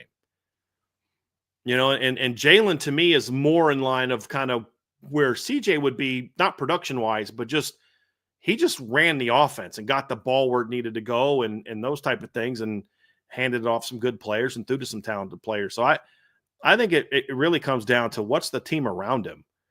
Did Notre Dame win, or did Clemson win a championship in 2018 because Trevor Lawrence put that team on his shoulders, or did they win that team because they went out and had a dominant defense? I mean, Trevor was good against Notre Dame, but in that game he was struggling because Notre Dame's pass rush was eating him alive. And then, of course, Julian Love goes down and matchups are a little bit more favorable, and he made some big time throws in that game. But one of the touchdown passes he had literally hit Dante Vaughn in the hands. He just hit off his hands, and guy caught it and scored. But they gave up 3 points in that game. Yeah. They just that defense was special. So I think a lot of it has to do with that. But again, the year Trevor won it, they also had to beat Kyler Murray and Tua Tagovailoa potentially in the playoffs. There isn't that guy that CJ Carr would have to be going against this season either. That's another difference. Yeah, that's true. I was going to say that the closest thing, I think CJ Carr would have a closer season to Trevor Lawrence than what he would have to Jameis Winston, numbers wise. And then the question just comes down to, does Notre Dame have a team similar to the Clemson 2018 team? That I have no idea. The potential's there in some spots, but I mean, just their D-line alone, that Clellan Ferrell, Austin Bryant, Christian Wilkins, Xavier Thomas. I mean, that defense had Isaiah Simmons. It had A.J. Terrell. Travion Mullen. Yep. Yeah. The receivers were Justin Ross, T. Higgins, and Amari Rogers. Hunter Renfrow was still on that team. Right. I mean. Travis Etienne at running back. Yeah. So, I think CJ Carr would be numbers-wise more aligned with what T-Law did. But question is, does Notre Dame have the supporting cast that he did? Potentially. Maybe we could talk. I think there's a healthy conversation of like relative to the time, potentially, because there is no 2018 Clemson this year, just like we've had this conversation a lot. So relative to this year, maybe that'd be a fun conversation to revisit come the postseason, because you never know, a team could emerge like that. But if Arch Manning's as good as people are projecting him to be in his first year as a starter, then you could have that sort of, oh boy, this guy's special and you're going to have to beat him. But there aren't a lot of that. I mean, you kind of anticipated Tua being that guy because Tua came off the bench and won you a championship the year before. So if Tua didn't win in the semifinals, it meant you were going to have to play Kyler Murray in the championship game. It's a little bit different deal. Yeah. He's going to be playing more Ian Books than he will Tua's and Kyler Murray's. Yeah, but yeah. Be interesting. I don't really want to. We did the 10 wins. Let's see here. Let's get a couple more here before we get out of here, Trev.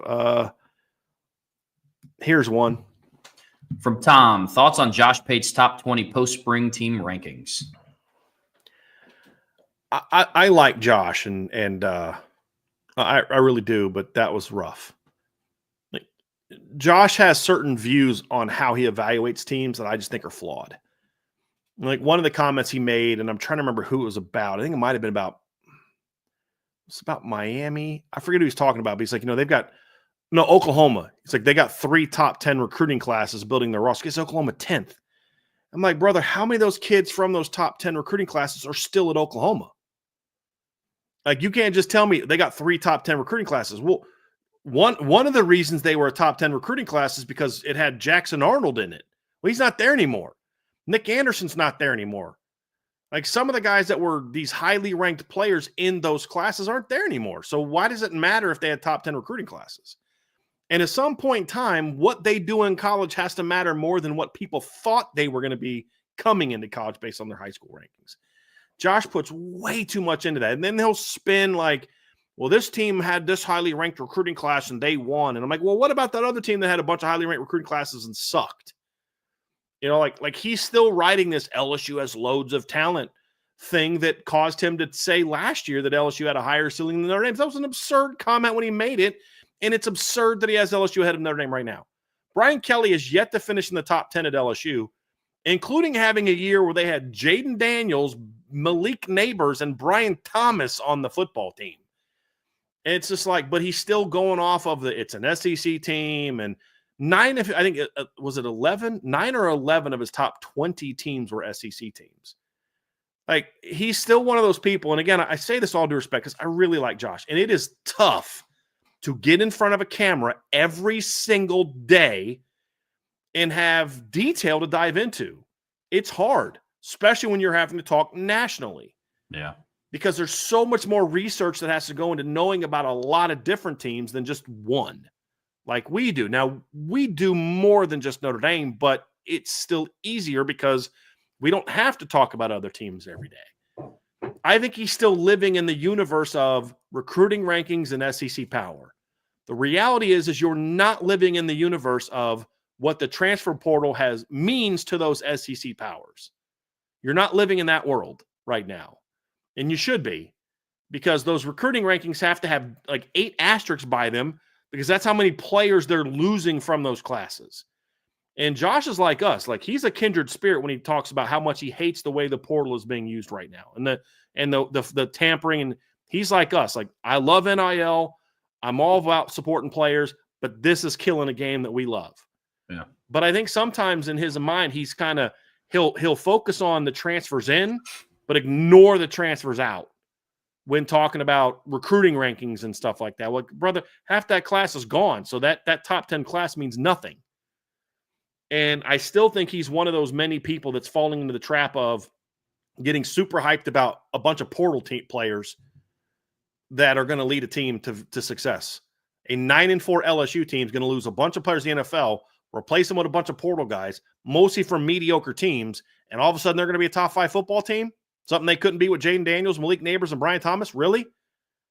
Like, at some point in time, you know, like Ari Weisserman said something like, I don't care about last year. And I'm like, to a degree, I understand that. Just because, you know, Notre Dame beat Ohio State beat Notre Dame last year doesn't mean you should automatically rank Ohio State ahead of Notre Dame. Just because Notre Dame beat Penn State last year doesn't mean you should automatically rank Notre Dame ahead of Penn State or Georgia. That's not how this whole thing works. But at some point in time, don't you have to say, but this team under this coach has never shown us they can be that before you put a team into that category? I mean, shouldn't we say Brian Kelly's got to give us one top 10 finish before I'm going to put him in a top 10 preseason? Yeah. And like, that's where I'm coming from. It's like, it's frustrating to see that from someone who I like and respect, because you're like, dude, and then at one point in time, he starts talking about Miami, and he's using a completely different criteria than what he was saying about somebody else earlier. You know, it's like, well, if this team is getting dinged for that, then why aren't you dinging that team for that, for the same thing you're talking about? And like, he was talking about Miami, I think it was something along the lines of like, are they going to be okay with all these portal guys? Like, I'm like, well, you just ranked LSU 5th. And they're relying on portal guys just as much as Miami is, if not more. So what's the difference? Well, LSU's got a returning quarterback who like folded in every big game they played last year, by the way. So that's my issue. Is I was disappointed by it, but not surprised, because I know how Josh thinks.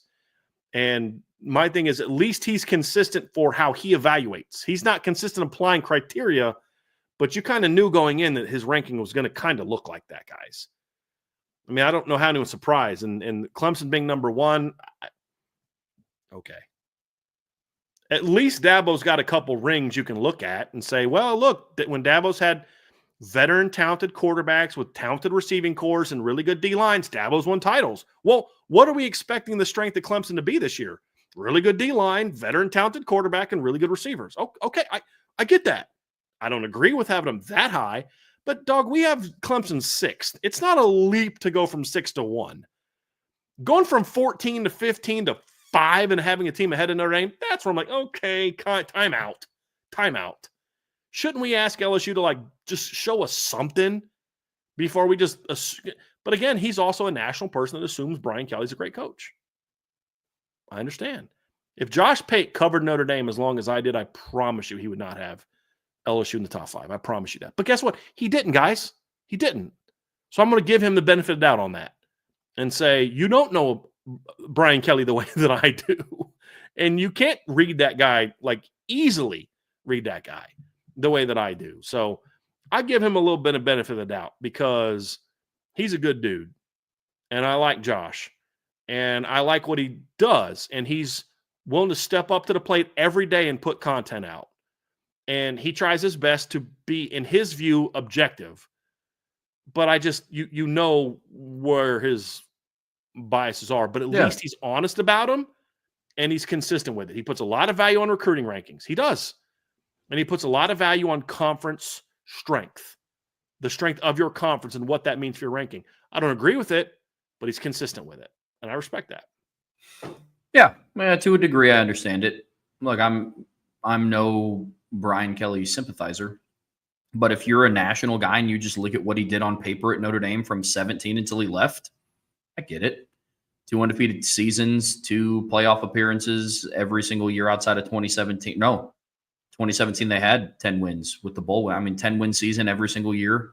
I get it, but it's to Brian's point about when you start looking in between the lines a little bit, all that stuff comes to fruition. I would just like to see LSU be in playoff contention in November, let alone make it before we start ranking teams in the top 5 for preseason.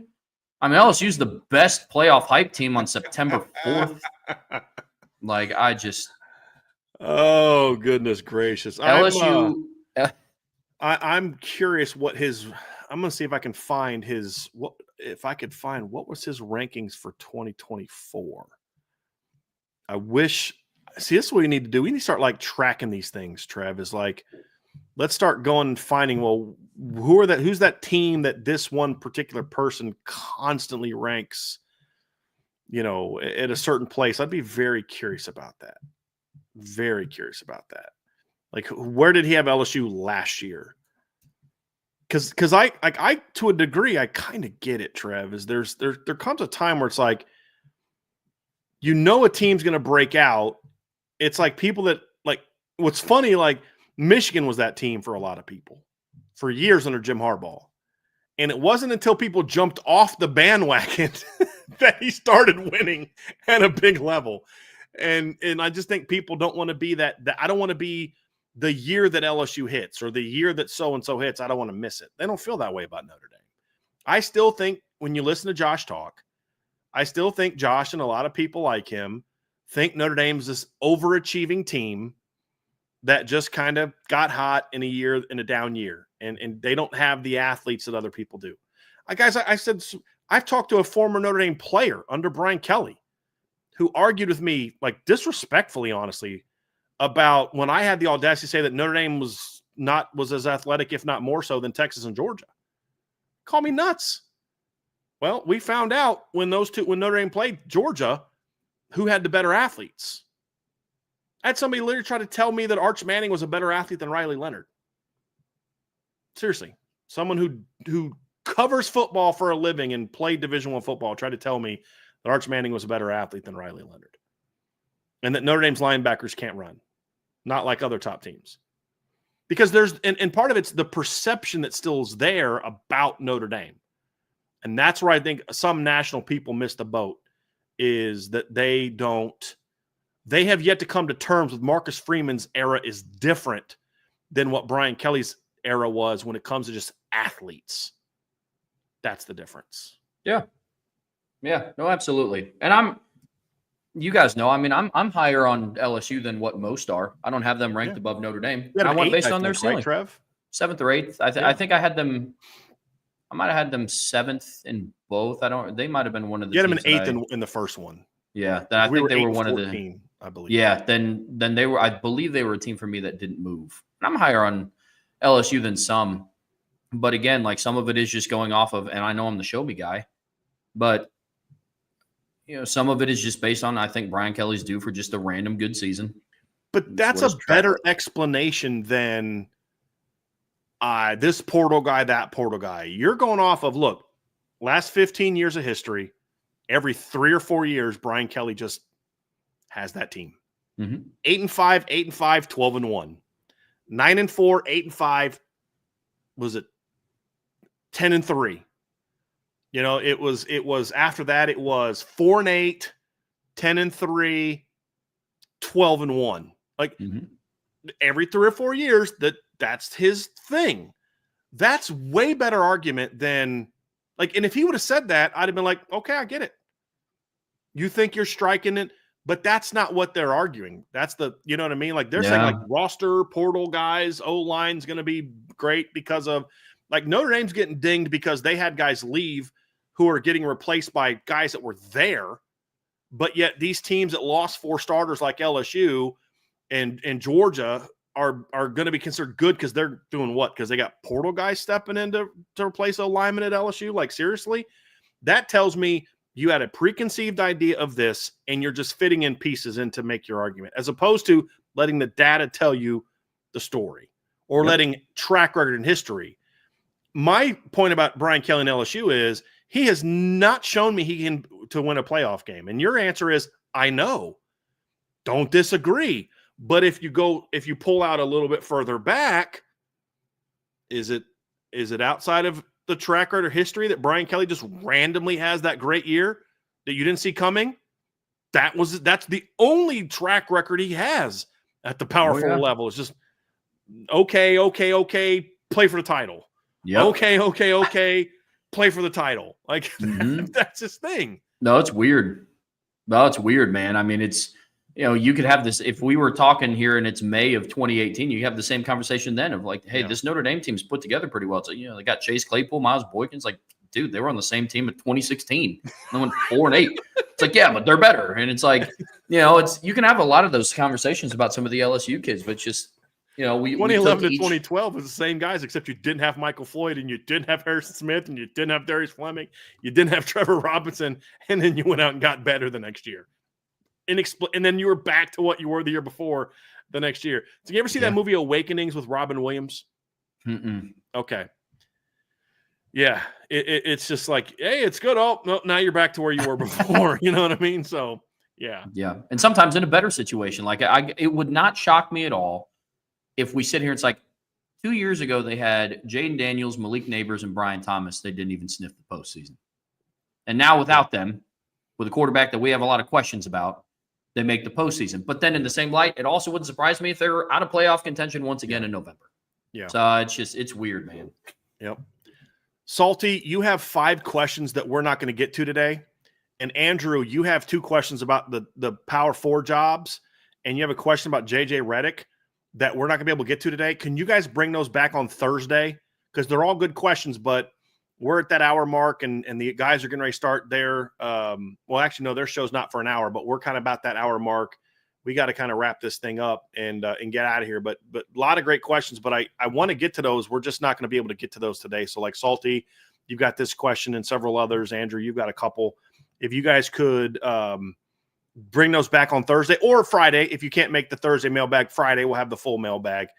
Bring those back and we'll get to those because those are some good questions. But we're kind of at that hour mark, and Trevor and I are trying to be more disciplined of not, going too long on some of these shows. So, but really good stuff today. Great questions.